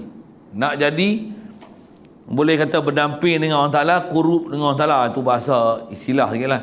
Nak boleh sentiasa hati hadir dengan Allah Ta'ala, halangan besar ahli ilmu. Kalau ilmu tauhid tak pernah faham, tak pernah belajar, tak pernah reti la ilaha illallah, wujud kidam bakok, tak faham satu-satu macam mana konteks dia, tak pernah rasa kita ni makhluk Allah yang bagi jadi, macam mana makhluk punya kedudukan, macam mana Allah Ta'ala punya kedudukan, tak pernah pergi faham, tak pernah pergi belajar, tak pernah nak bagi hina diri, pergi duduk jadi murid, ambil daripada guru yang duk ajar, tak pernah rasa bodoh, duk rasa penuh aja, sedangkan tak kerti apa benda. Masa bila nak boleh berdamping dengan Allah Ta'ala? Tu ada takabur. Duk rasa diri penuh. Mari kena macam bekas kosong. Duk ni kosong. Saya mengaji pun tu, pergi India tu kosong, tak ada apa. Asuh lah, ajar lah. Masa yang sama khidmat mana yang boleh. Masa tu memang prinsip dia macam tu. Memang prinsip macam tu. Jadi pastikan kalau kata ada majlis ilmu tu, pergi hadir, pergi belajar. Maka di sinilah pula hamba Allah, kata dia, menghadapi halangan bertaubat. Okey. Masalah apa? Tentang taubat ni pula ada halangan. Oleh itu dikenaki tak dapat tiada kepada menempuhinya buat taubat. Tak dapat tidak, kena taubat. Dan taubat ni keyword dia apa? Kata kunci dia apa? Menyesal. Menyesal tak bodoh dulu? Tak menyesal? Tak ada lah nak taubat. Tak ada punya nak duduk majlis ilmu. Taubat tak mari dia. Maksudnya tak taubat lagi. Maksudnya tak faham lagi, muduk bodoh, tak faham lagi. Sorry, saya punya bahasa tu sorry. Duk berasa pandai. Kalau pandai ngajar. Kalau arwah batin tu saya ingat dia punya sipih nak. Mu tak nak naik mengaji, ngajar. Orang mula ada senang arwah batin tu. Mu tak ingat muka lagi. Yang mana kolek tu. Tu pondok tu. Dua tiga ada orang pondok ni seronok ni. Pasal saya boleh tumpang, saya tak mohong. Memang dia kaya tu. Duk pondok ni, kata dia bukan tempat cari makan. Duk pondok ni ngaji, ngajar ibadat. Ngaji, ngajar ibadat. Betul dia kaya tu Ni buat tak pondok kan ni. Betul. Ngaji, mengajar ibadat. Dia sebut tu, ngaji, mengajar. Mu tak boleh mengajar, mu ngaji. Kalau mu boleh mengajar, dah mu mengajar lah. Mu tak ngaji tapi ada benda yang mu kena mengaji lagi. Mu tak boleh mengajar tu, mu kena ngaji tu. Mana mu boleh mengajar, mu mengajar lah. Bukan semua mu boleh mengajar. Yang mana mu boleh mengajar, mu mengajar. Mana ada bodoh lagi, mu kena ngaji. Pasal mengajar pun ibadat, mengaji pun ibadat. Khah ibadat tu suku. Zikir, semayang, jemaah. Tu ibadat suku. Tak ada lah tempat kita nak duduk ni, kita dah melainkan mengaji, mengajar, mengaji, mengajar, mengaji, mengajar. Tepat macam mana Rasulullah kata apa? Khairukum man 'allamal Quran, man ta'allamal Quran wa 'allamah. Atau kama qala. Orang paling baik ialah orang yang dia ajar Quran, dia mengajar Quran. Dia mengaji Quran, ta'allamal Quran wa 'allamah. Dia mengaji, mengajar. Bagi duduk dua-dua kedudukan tu. Habis-habis nak mengajar apa tak reti, duduk tempat mengaji. Ni ngaji tak nak, tapi nak ibadat. Kadang semayang no, ramai. Semayang 10 sah. Ngaji 2 sah. Mana fardu lagi? Ibadat dengan mengaji, mana fardu lagi? Jawablah. Ibadat ke mengaji fardu? Dua-dua fardu. Mana lagi fardu? Mengaji ke ibadat? Mengaji. Kenapa bodoh ingat mengaji tak mari? Ibadat mari. Bodoh. Oh, kasar. Memang bodoh. Kata apa? Kena tipu dengan setan. dengan iblis, dengan nafsu, kena kencing. Pihih kencing suku dah. Ni iblis kencing suku.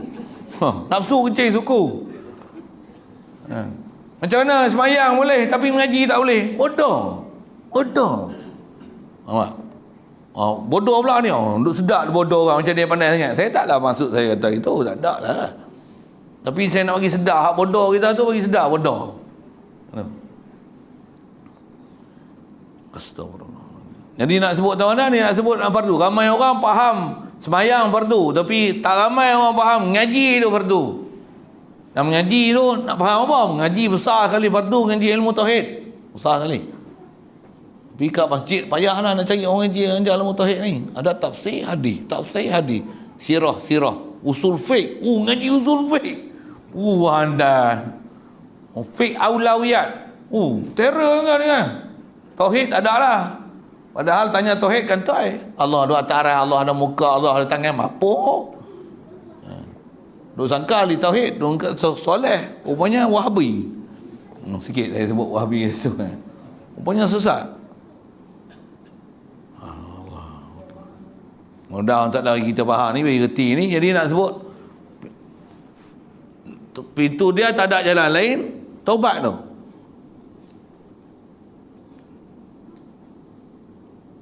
Jadi halangan yang dia kena hadapi seterusnya bertobat. Oleh itu dikendaki tak dapat tiada kepada menempuhinya taubat ni supaya membolehkan dia sampai kepada apa yang dimaksudkannya itu. Jadi taubat besar, taubat apa? Taubat daripada bodoh bagi jadi reti. Saya ngaji bahasa muda, ada sebahagian guru saya ngaji kata apa? Bagi reti dia macam mana? Kalau tak ada imam, siapa-siapa pun boleh ditolak untuk jadi imam. Ya, siapa-siapa ahli jemaah boleh ditolak jadi imam. Imam bukan payah dah. Saya ngaji lah, ada guru lagi dia sebut apa? Siapa-siapa pun boleh ditolak untuk jadi imam sembahyang mayat. Bukan sembahyang mayat, imam sembahyang mayat. Imam mayat ni orang lelaki dia allergic sikit. Sembahyang mayat. Aku jadi mayat, mau sembahyang tak apa. Tapi aku sembahyang mayat tak erti. Sembahyang paling senang dalam dunia sembahyang mayat. Cok sawit pun susah lagi. Mayat sebenarnya Allahu Akbar, aku sembahyang atas mayat ni fardu kifayah, ikut imam. Allahu Akbar, Fatihah. Allahu Akbar, selawat. Allahumma salli wa sallim ala sayyidina Muhammad. Habis bodoh tak erti hak tu, mapuh kamu. Takbir ketiga, Allahu Akbar, Allah maghfir lahu warhamhu wa'afi wa'fu anhu. Habis bodoh, Allah maghfir lahu, takkan tak erti sebutir. Allahu Akbar, senyap. Assalamualaikum warahmatullahi. Siap mayat-mayat. Tu pun tak kerti. Bodoh mata kat tu. Tobatlah, weh. Saja saya sebut. Nak kata apa? Kalau bab macam tu pun tak boleh nak tobat, tak boleh nak ambil kerti mayat-mayat. Semayang kita semayang mayat ke dia. Allahu Akbar. Allah, aku semayang mayat kamu mau mapuh lama dah. Nanya, jasad ada hidup, tapi hati mapuh. Tak ada langsung perasaan nak mengaji. Kasar sikitlah ayat-ayat tu kan.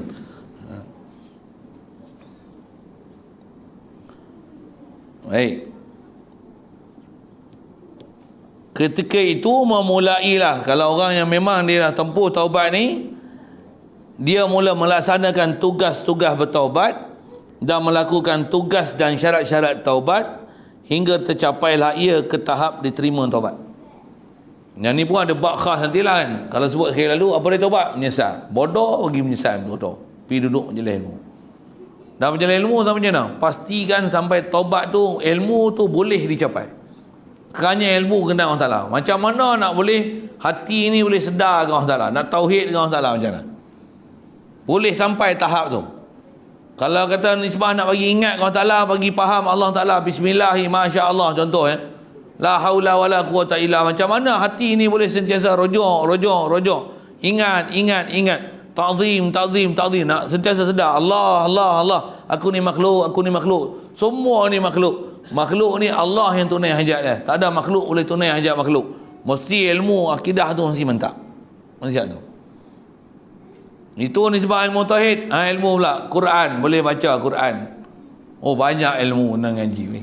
Tapi besar dia akidah.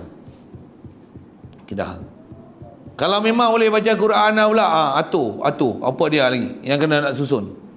Sebut satu-satu banyak tu yang kalau boleh duduk pondok, ada tok guru mengajar, boleh didik asuh satu-satu lepas satu-satu. Ibadat pun yang duk ada yang sedia disusun siap. Untuk hak mengaji apa dia nak kena hafal, apa dia nak kena ingat. Dia atur kita hak ni terbaik lah kalau boleh ada. Cuma nak duduk tempat tu pondok pun tak apa nak ada dah ni. Pondok pun kalau ada nak guru yang nak asuh macam tu pun tak apa nak ada dah ni.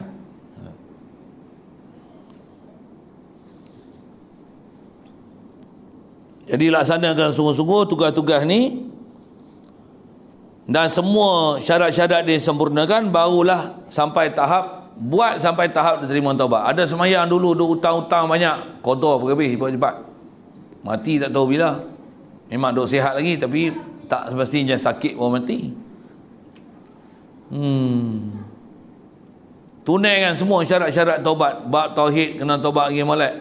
Bab semayang, mana pernah hutang-hutang dulu, puasa-puasa dulu, duk mangkuk ayun tak semayang dulu, tak puasa dulu, mana dia duk curi-curi makan, macam-macam hal tu yang menyebabkan tak sah pula. Ada pula langkah tahu pula tak kodoh-kodoh lagi. Bagi selesai habis tu, biar tak ada duit dalam poket apa, bagi selesai apa yang kena selesai. Tak usah gaduh kia makan minum apa, bagi selesai kodoh semayang puasa. Mana yang memang perlu, kita pun dah faham dah apa dia kena kodoh, mana kena fidyah, tak kena fidyah, bagi selesai hak tu. Maksud apa? Bab ibadat yang kena kodoh. Ni bab ilmu ni bila pun nak kodoh ni. Ilmu bodoh ni macam mana? Bila nak khatam kitab? Tak ada pula jumpa ustaz mana-mana dah, jom buat daurah ni PKP ke apa kan. Tambah hak pencen-pencen tak ada, tambah ustaz ada masalah banyak, ambil ni lepas subuh pukul 8 berderah sampai pukul 12 tu, baca satu-satu, debu, ambil pergi ngaji ilmu tauhid molek-molek. Hari-hari mengaji, carilah jalan. Tambah Felda pula, nama hidup Felda tak pegang biasa, cok sawit tak saya pegang pun. Siapa? Semua Indo buat kerja. Saya ingat dulu Felda ni semua orang Felda buat kerja. Rupanya ada kuli semua. Dia mau makan persen kan. Betul ya? Ada yang buat sendiri tak? Ni dah lapis ni 2 generasi 3 generasi ikut buat sendiri kan. Tapi kalau mula-mula dulu macam mana? Mana ada goyang kaki duk Felda. Duk tanam sawi, tanam kucing, tanam bawang. Sawit tak usik langsung, getah tak usik, semua orang motong. Betul ya macam tu kan? Betul ya? Menoreh itulah sawit tak buat sendiri. Memang buat sendiri. Tak juga. No. Betul lah saya cakap, tak bohong lah tu. Tambah pula 2 generasi 3 generasi pun semua macam tu kat rupanya. Rupanya Lani pun semua serah habis tanah apa, kalau ada geran pun cagar kat bank untuk apa, dia semua gunakan kita punya geran tanah tu untuk dia buat loan macam ni gini. Kita ambil apa, 7 dia, 3 kita, 3% tu pun untung bersih, tolak pajak, tolak koli, kelepang boleh RM10. Sawit mahal, kalau sawit murah dapat RM2 sepat. Contoh. Rupanya tak usik sawit pun, tu dia buat apa lah. Sikit-sikit saya usik-usik gitulah. Sepatutnya bila dah ada masa tu, sepatutnya buat madrasah, buat pondok. Ni pondok tak hidup-hidup lagi. Kita nak buat pondok sini kan. Bunyi kan. Kat mana? Bongol.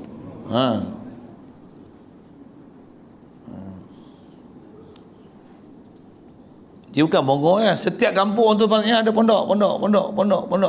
Sekolah kebangsaan ada, pondok ada lah. Mana lagi afdal? Buat sekolah kebangsaan ke buat pondok? Pondok, betul? Bukan pondok durian, bukan tu. Pondok ngaji.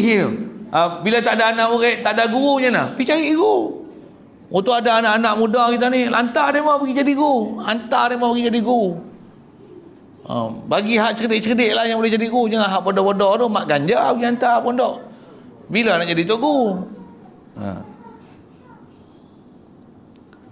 Tak kala berhasil bagi hamba itu taubat, kalau memang betul hasil taubat yang sebenar-benar, dan kata dia telah selesai melalui tahap halangan ini, taubat ni, terasalah dalam dirinya hamba ni perasaan rindu, ingin hendak melakukan ibadat-ibadat.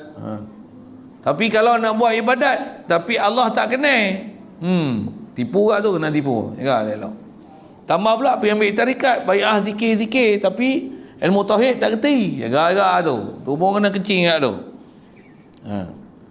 Dan agar dapat mulainya, baru nak mulai ibadat susun fardu sunat yang dah ada ni, jangan tinggal, buat molek-molek. Namun pun begitu, kata dia, difikir dan direnungkan dengan mendalam, tiba-tiba ada sekeliling dirinya beberapa halangan. Ada pula kalau bab ilmu selesai, taubat pun dah habis-habis, qada semua selesai dah, ada lagi, tiba-tiba ada halangan lagi. Apa dia? Tiap-tiap satu daripadanya, ibadat kita buat ni ada beberapa cara halangan yang mempunyai kerenah yang tersendiri, menegahkan dia untuk sampai kepada sebarang yang dikosotkan dengan beribadat. Dia tengok dia buat ibadat, ada halangan pula untuk capai maksud ibadat ni. Apa dia?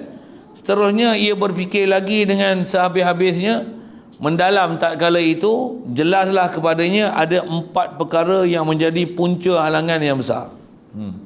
Kita nak bangun ibadat ni, katalah bab ilmu, bab tauhid kenal dah, faham dah macam mana nak tauhid kat Allah Ta'ala, nak kata ingat kat Allah Ta'ala, nak buang syirik, nak buang kufur, zikir kat Allah Ta'ala, ingat kat Allah Ta'ala, tauhid kat Allah Ta'ala, ilmu yang belajar selesai, taubat pun taubat dah. Tengok nak buat ibadat, ada ganggu. Apa dia? Dunia. Satu. Antara dunia ni apa? Kerja. Ada PKP, bagus, boleh main masjid. Habis PKP, seruah masjid. Pasal apa? Dah masuk hutan, dah ni, keluar. Bahkan duk PKP pun tak ada orang. Tu alamat-alamat kiamat besar tu kan. Pasal tak ada apa-apa pun, tapi tak boleh main masjid. Pertama dia kata dunia. Dia bawa dalam kurungan tu, masuk dunia ni kebendaan. Macam benda tu macam-macam lah, harta, tanah, pangkat, nak kemuliaan, kebesaran, glamour, populariti, ni semua dunia. Hatta sijil, nak SPM ke apa ke, semua ni, ijazah apa tu, ni semua benda semua. Dia halang tu. Dia halang apa? Halang untuk capai tauhid dengan Allah Ta'ala, untuk ibadat pada Allah Ta'ala. Berapa ramai orang duk kerja, tak boleh tinggal kerja pasal nak pergi ibadat. Ya. Boleh tinggal kerja pasal nak mengaji. Ya. Apa orang dia ada. Tapi apa orang boleh tinggal mengaji pasal pergi kerja. Ramai tak tahu. Ada tak boleh tinggal kerja setahun pergi mengaji? Ada tak? Ada orang setahun tinggal mengaji pasal cari kerja. Ada. Bahkan tak pernah langsung pergi mengaji, duk kerja. Tak ada siapa pun kata apa-apa kat dia. Tapi bila lagi ngaji, mu nak tinggal dunia kan? Tapi kalau duk pergi naik kapal, ni setahun belayar ni duk atas kapal, tak turun langsung ke darat, melainkan hanya waktu-waktu tertentu. Ambil ni, hantar sini, yang tu kerja kapal. Ada kawan-kawan saya yang kerja kapal kan? Ada kenalan mu yang kerja kapal ni, kerja kapal. Setahun duk atas kapal. Hidup apa mu atas kapal? Atas kapal semua Islam tak apa, kapal dah, Yahudi dah, Nasrani apa. Sembayang pun tak tahu macam mana nak sembayang. Pasal ada yang pergi lintas negeri kot tu, ada lintas negeri kot ni. Ada yang waktu jam tukar-tukar. Masuk lintas kawasan ni tukar jam lagi, tukar jam lagi. Mu tak kenal waktu, mu tak kerti nak sembayang. Jaga tu. Ada orang naik kapal terbang sekali pun dia pening lah. Macam mana aku nak sembayang? Hak tu pun dia pening lah. Ni hari-hari duduk atas kapal, pusing pusing ni. Belum rebut taufan lagi. Tapi nak cerita apa? Setahun tak balik rumah, tak ada masalah. Apa? Cari rezeki. Tapi kalau pergi cari ilmu macam mana? Dia ni lolak lah. Siapa? Tinggal habis kerja dia pergi mengaji. Macam tu. Tinggal kerja, cari mengaji, lolak. Tinggal mengaji, pergi cari duit. Tu bagus. Bagus lah. Saya sikit sebut itu kan. Satu, kena faham betul-betul perjalanan apa yang sepatutnya nak kena lalu, nak kena ambil ni. Kedua, kata dia yang jadi halangan makhluk. Antara makhluk ni apa? Isteri, anak, dia berusaha masyarakat, jiran, tetangga, saudara mara. Ni pun musuh kat ni buat ibadat. Nak pergi ngaji ya. Apa? Bini dulu, abang biar serius ni, nak tinggalkan kami. Telefon pagi, telefon petang, telefon abang Abang bila nak kelai, apa nak pergi ngaji memang tak boleh buat handset weh. Apa cerita ni? Ni masyarakat ganggu. Kadang anak isteri ganggu dah. Kadang kita nak pergi, yang ganggu bukan anak isteri. Kalau kita masih muda, mak bapak lah masalah. Kadang bapak bagi, mak tak bagi. Kadang mak bagi, mak bapak bagi, anak pula tambah. Tuan dengar kan? Saya duduk pondok lama dah, saya tahu sangat. Kadang-kadang yang nak mengaji hantar pondok ni mak bapak yang nak mengaji, anak tak mau mengaji. Kadang anak nak mengaji, mak bapak pula halangan. Ni pun ada orang duk tanya saya ni, ada kawan-kawan saya pun duk tanya, apa dia? Nak mengaji lama dah ni, tapi halangan dia mak dia tak pergi mengaji. Pula mak dia suruh masuk universiti. Dia pun tahu dah universiti ni apa dia. Dia tak nak dia nak ngaji pondok tu dia. Mak dia tak bagi, mak bapak tak bagi. Selagi ada mak ni, mak tak izin dengan kau pergi pondok. Oh, payah agak mak macam ni pun. Ni mak apa saya tak tahu lah. Mak lebih-lebih lagi marah dia mah. Mak tahulah masa depan hang. Betul lah, ayat tu pun tak betul lah. Mak boleh tahu masa depan. Cakap dengan mak buat muka gitu tak kena kan. Dia ada adab dengan mak, kena jaga. Tapi mak tu tak betul, sewil mak macam tu. Saya mujurlah nak mengaji lu, mak tak halang. Kita nak mengaji. Baguslah. Mujur dia tak halang. Kalau hilang tu tak tahu jadi apa, saya tak tahu deh.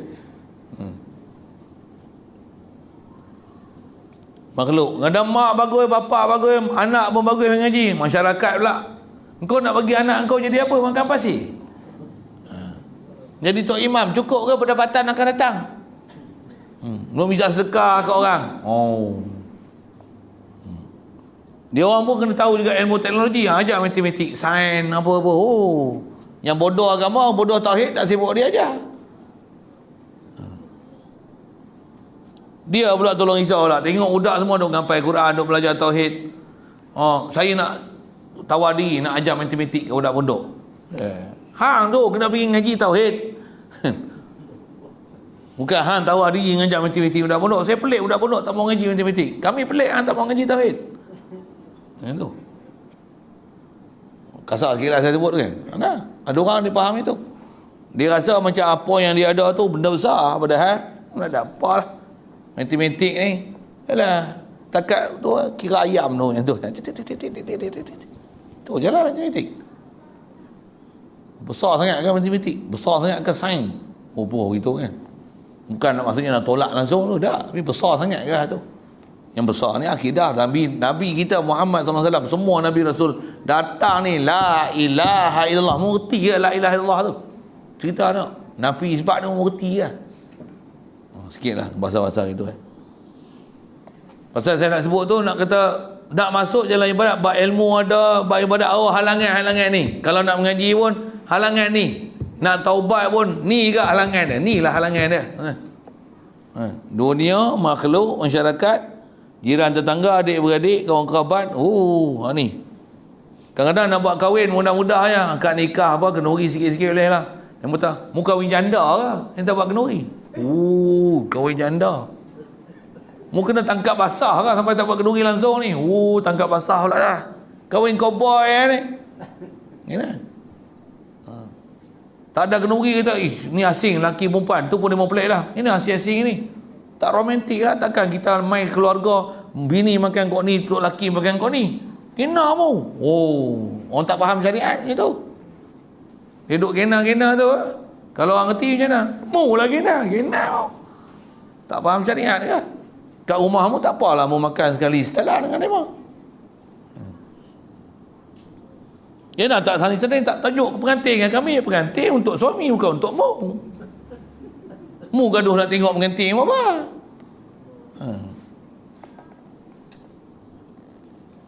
Lagi syaitan. Yang ni yang besar ni. Musuh nak pergi lawan ni. Dan Malaysia syaitan besar sekali. Dia hak tadi dia bagi kita tak sedar ke Allah Ta'ala. Tak ada tauhid ke Allah Ta'ala. Ada ilmu tauhid pun tak dapat tauhid ke Allah Ta'ala. Ni syaitan punya kerja. Lagi apa? Nafsu. Syaitan dia akan guna nafsu untuk tunggang kita. Jadi malas, kuat makan, kuat tidur, kuat hiburan, kuat lepak, kuat bersembang. Tapi nak baca Quran tak sekali, selawat payah. Kalau main, sampai patah-patah kaki, seliuh-seliuh. Tak ada pun pergi ngaji sampai seliuh. Ada. Lengoh sikit yang, lengoh. Wah. Kalau main bola tu cabut lutut pun kata, cari orang urut boleh main bola lagi, seronok ni. Tu. Tapi, ngaji ni, wah. Naik basikal tak apa, gebah-gebah kaki, jangan keren-keren kaki pun. Tengok, kena tipu satu-satu. Memang kena mengaji, kita dapat suluhan tutup guru kita, baru kita faham bab ni. Ni 4 unsur disebut: dunia, makhluk, syaitan, nafsu. Yang demikian tu kata dia 4 perkara yang menjadi punca halangan besar. Lagi berat itu mestilah terlebih dahulu, kata dia, hindarkan halangan-halangan itu serta dihapuskan semuanya sama sekali. Macam mana nak hapuskan nafsu? Macam mana? Nafsu tak boleh hapus kan? Mana boleh? Nafsu kena didik. Macam mana nak didik nafsu? Ada pelajaran dia nanti. Syaitan memang ada. Tambah iblis, kepala dia besar sekali. Umur tak, selagi tak kiamat dia tak mati. Pengalaman dia punya panjang. Nak tipu daya kita. Masyarakat, mana nak lagi masyarakat? Kita pun sebahagian ahli masyarakat. Dunia, kita pun duduk dalam dunia. Macam mana nak selesai satu-satu isu tu? Macam mana? Nak duduk dalam hutan pun masih dunia. Hutan pun masih makhluk. Monyet pun makhluk. Ular pun makhluk. Apa dalam hutan tak ada setan, tak ada nafsu? Jangan. Dia mesti ada ilmu dia nak selesai tu.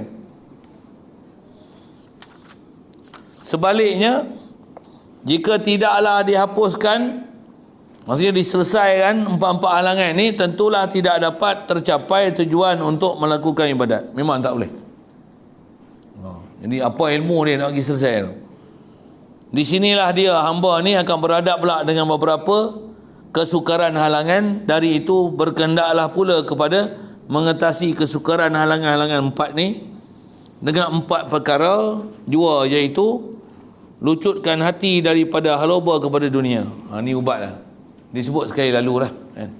Pasal kitab kita ni, Imam Ghazali dia akan sebut sekali lalu apa isi kandungan kitab dia. Lepas tu nanti dia akan masuk satu persatu ilmu. Apa dia ilmu. Jadi kita baca ni baru dia nak rentas sekali lalu apa dia dari sudut ilmu taubat. Lepas tu ni 4 halangan. Nak bagi baik dia macam mana? Lucut hati daripada haloba pada dunia. Apa nama dunia? Kena lucut hati. Dan lucut hati tu apa dia? Apa maksud dia? Bukan maksudnya harta semua buang masuk parit, bukan. Ataupun semua wakaf berhenti kerja, tak mau kerja, duduk zikir, duduk masjid je, bukan macam tu. Pasal nak buang ni, nak tanggalkan dunia ni daripada hati. Macam mana nak tanggalkan dunia daripada hati? Macam mana nak buat? Saya sebut sekali lalu. Kemudian tu, asingkan diri daripada memandang kepada makhluk, terpelihara daripada tipu daya. Macam mana nak asingkan diri pada makhluk? Keliling kita makhluk. Takkan nak cerai habis bini. Anak ada tanggungjawab kita, bini ada tanggungjawab. Kalau cerai bini boleh cerai, anak tak boleh cerai. Ada nafkah dituntut esok, pening kita. Kalau bini kita tinggal tak cerai, dituntut nafkah kita tak bayar, kita duk pergi lari dalam hutan, kalau nak berzikir, nak bersuluk, macam mana? Mapuh kita esok kena tuntut dengan mahkamah. Macam mana nak pergi selesai? Pasal kita pun makhluk. Macam mana kita nak boleh hati ni tak pergi ke makhluk, tak jatuh cenderung ke makhluk. Makhluk yang kita pun makhluk, anak isteri pun makhluk, keliling kita makhluk, kita tak jatuh hati ke makhluk. Makhluk tak pengaruhi kita. Macam mana? Yang tu yang dia nak sebut tu, memang jumpa nanti lah ilmu dia satu-satu. Lagi, perangkan berhabis-habisan dengan syaitan. Nak perang dengan syaitan macam mana? Bukan lagi tumbuk. Boleh pegang cekak tekak tu, bagi lebam muka, senang. Ambil pisau, bunuh. Senang tu. Boleh bunuh iblis tu. Tak. Macam mana nak perang habis-habis? Bukan pakai mesin-gun. Tak boleh. Nak perang syaitan apa dia? Zikir. Ingat Allah Ta'ala. Tak ada jalan lain nak lawan dengan syaitan melainkan ingat Allah Ta'ala, rujuk Allah Ta'ala. Macam mana nak boleh sentiasa zikir? Macam mana pula? Bukan pegang tasbih 24 jam, bukan. Tu, apa ilmu dia? Soal sikit, dah mengaji ke belum? Dah selesai tak selesai bab ilmu tu? Jadi besar macam ni mesti ilmu. Tiang habis dia selesai ditunjuk satu kerangka perjalanan nanti, baru dia akan masuk bab ilmu. Ni ilmu mesti faham elok-elok. Macam umur jumpa insya-Allah. Dengan syaitan perang habis-habisan. Sekali lalu saya sebut, syaitan ni tak ada jalan lain, zikir. Dan zikir ke Allah macam mana? Rujuk ke Allah, kenali Allah, sebut Allah pun dah tahu dah macam mana nak balik ke Allah. Allah apa? Allah hidup aku. Bukan makanan hidup aku. Pasal syaitan dia akan kacau kita. Bab akidah ni dia akan palingkan hati ni, kalau boleh tak ada langsung perasaan ke Allah Taala. Ni syaitan punya kerja. Sehingga kan jangan kata ke Allah Taala nak mana, kita akan berasa ke diri aku, habis-habis tak kepada lain makhluk. Kalau kita ni orang hebat, kita akan rasa ke diri kita, tengok aku, tengok aku, tengok aku, tengok aku. Dia akan bagi nampak diri kita. Dia tak akan bagi nampak pada Allah pencipta. Tu iblis yang kerja. Jadi kena perang dengan habis-habisan lagi, dan menguasai nafsu. Macam mana nak kuasai nafsu? Duduk tempat mengaji tak tidur, macam mana nak buat? Saya sebut macam tu pun padahal lah. Tambah duduk aircon ni macam mana? Duduk bawah blower tu lah, macam mana? Mau larilah ganjak sikit yang duduk bawah tu Kalau tak apa dengar di luar tu, masuk dalam. Jangan dalam pergi keluar. Janganlah. Itu nak lawan nafsu. Macam mana nak menguasai nafsu? Nafsu pun kalau boleh duduk luar siapa? Senang nak belunjuk, nak isi okok, boleh. Dalam masjid nak isi okok, kena punggar boleh. Macam mana nak boleh lawan nafsu? Nak menguasai nafsu. Nafsu ni bukan dia kawal kita, kita kawal dia. Sembang senang kan? Boleh atur tak? Satu hari, satu muka juzuk, satu juzuk kau berat kan? Satu muka Quran baca, boleh tak? Nafsu kawal kita, kita kawal nafsu. Zikir pagi la ilaha illallah 100 kali mesti. Tak habis masa bangkit daripada tempat jemaah. Boleh? Kita kawal nafsu kan, nafsu kawal kita. Baru banyak tu, belum 100, belum 1000, belum lagi. Nasi lemak tu satu bungkus bagi 4. Isteri, Sagita, anak pertama, anak kedua. Anak ada 2 orang. Bagi 4. Bukan 4 bungkus orang, bukan. Nafsu tu. Tambah dah makan macam mana? Dia tengah mantap. PKP lah tu. Tugas mantap, tidur. Bagi ke 11 ke 12 kan. Masak lagi, makan lagi. Kita ikut nafsu ke, nafsu ikut kita.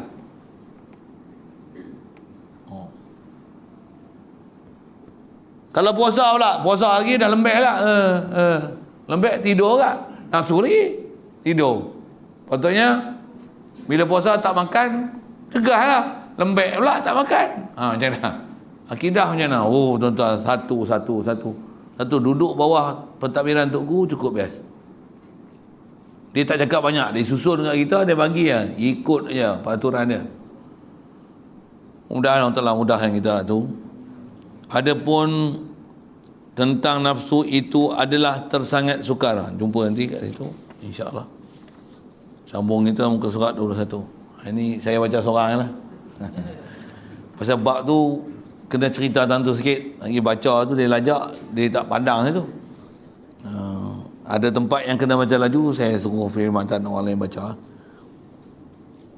Baik. Ada soalan situ? Ya. Waalaikumsalam. Zuhud istiqamah. Zuhud tu kalau ikut dia formula untuk lawan dunia kan. Bahasa mudah zuhud ni tak jatuh hati ke dunia. Bahasa mudah orang terjemah zuhud benci dunia. Takut tak faham lagi benci dunia. Ambil dunia hanya di tangan, tak di hati. Itu zuhud. Duit ada di tangan, naik kereta Ferrari tapi letak ke tepi. Aku nak pergi ngaji. Jangan duk gosok sembahyang tak pergi. Tak jadi tu. Istilah zuhud ni, walaupun kita jadi yang di Pertuan Agong, boleh tinggal tahta, pasal nak pergi ngaji, nak buat ibadat dengan Allah Ta'ala. Boleh tinggal ni. Pasal apa? Nak pergi ngaji, nak pergi belajar, nak baca Quran, nak zikir. Ada orang nak jumpa pun, minta maaf, saya ada tugas dulu. 15 minit lagi baru saya boleh keluar. Tunggu Ustaz. Nak jumpa saya, tunggu. Tu.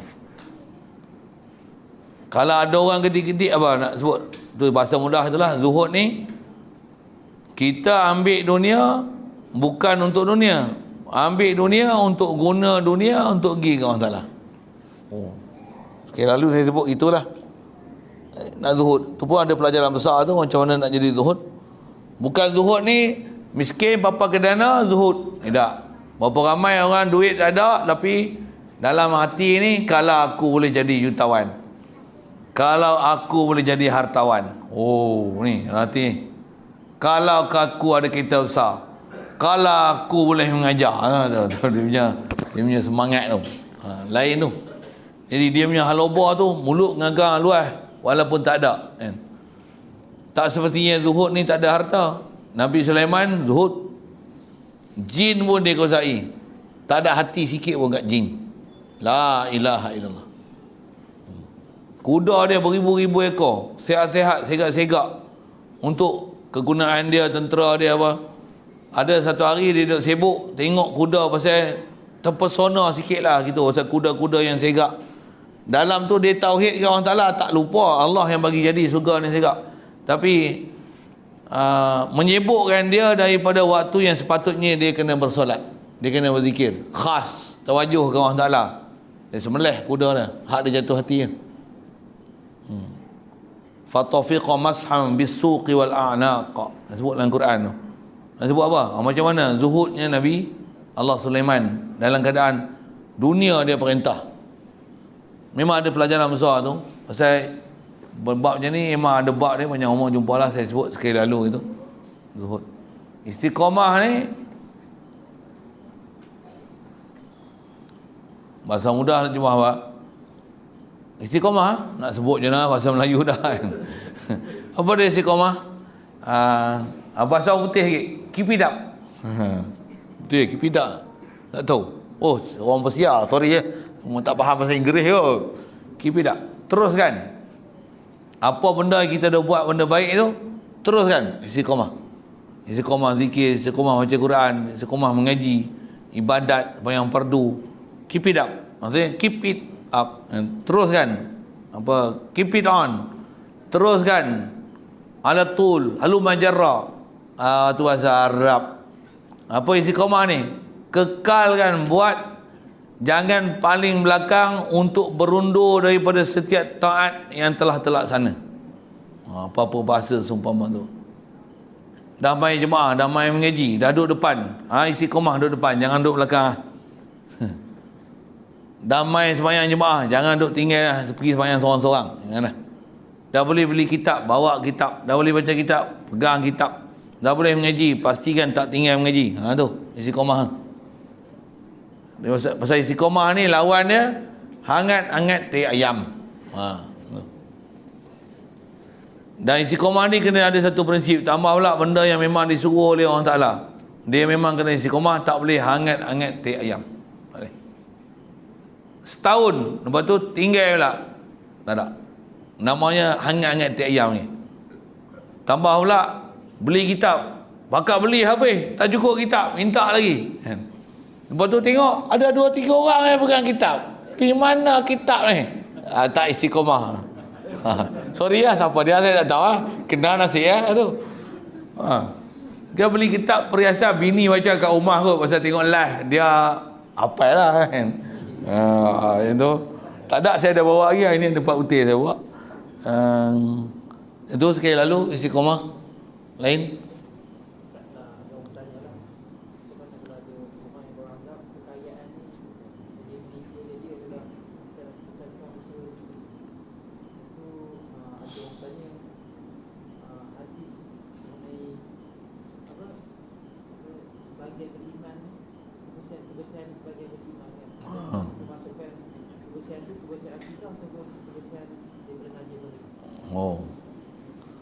Soalan pertama, adakah kekayaan yang kita peroleh ini bagaimana? Macam mana? Kekayaan yang kita miliki ini kita sendiri. Adakah tercela akidah orang yang beranggap? Oh, adakah tercela akidah orang yang menganggap apa kekayaan yang dia dapat ni, apa yang hasil daripada dia sekarang ni adalah hasil daripada diri sendiri. Soalan dia, adakah tercela akidah? Semestinya tercela. Semestinya tercela. Akidah kita, apa saja kita dapat, apa dia? Masya Allah, makana min ni'matin faminallah. Apa saja nikmat kita dapat faminallah. Kalau katalah kita usaha pun, usaha tu siapa bagi kita kan? Kita pandai, siapa bagi pandai? Siapa bagi otak? Kalau kita dapat projek-projek, siapa yang bagi kita bertemu projek dan orang bagi projek kat kita tu? Siapa? Mana ada hal lain weh? Macam tu nisbah fikir dia macam tu. Nak berkata soalan, adakah tercela? Memang tercela.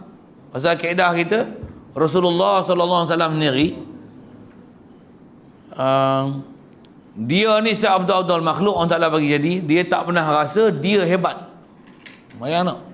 Hatta kalau Rasulullah, kalau aku dimasukkan syurga pun bukan di atas apa amal yang aku buat, tapi di atas limpah kurnia Allah Ta'ala nak masukkan aku dalam syurga. Kalau Rasulullah akidah gitu, kita takkan akidah di sebaliknya.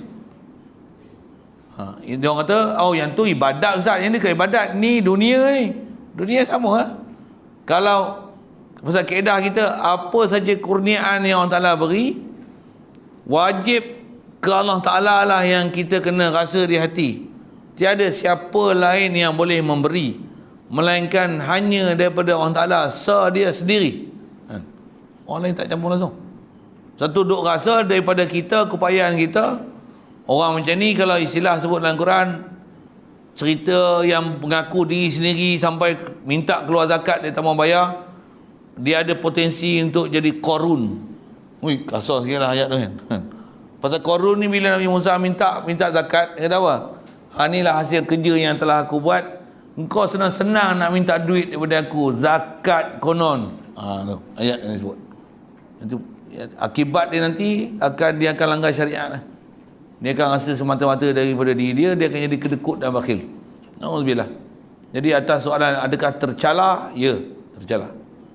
Soalan kedua mengenai hadis, kalau kata yang tu memang sahabat hadis an-nadhafatu minal iman, adakah dimaksud nadhafah tu nadhafah zahir ataupun nadhafah batin? Kalau ikut memang ada dua-dua maksud yang boleh dipaham. Isyarat kalau yang tu ada hadis, maka memang ada hadis Rasulullah sebut at-tahur syatrul iman. Tahur ni adalah syatrul iman, sebahagian daripada iman.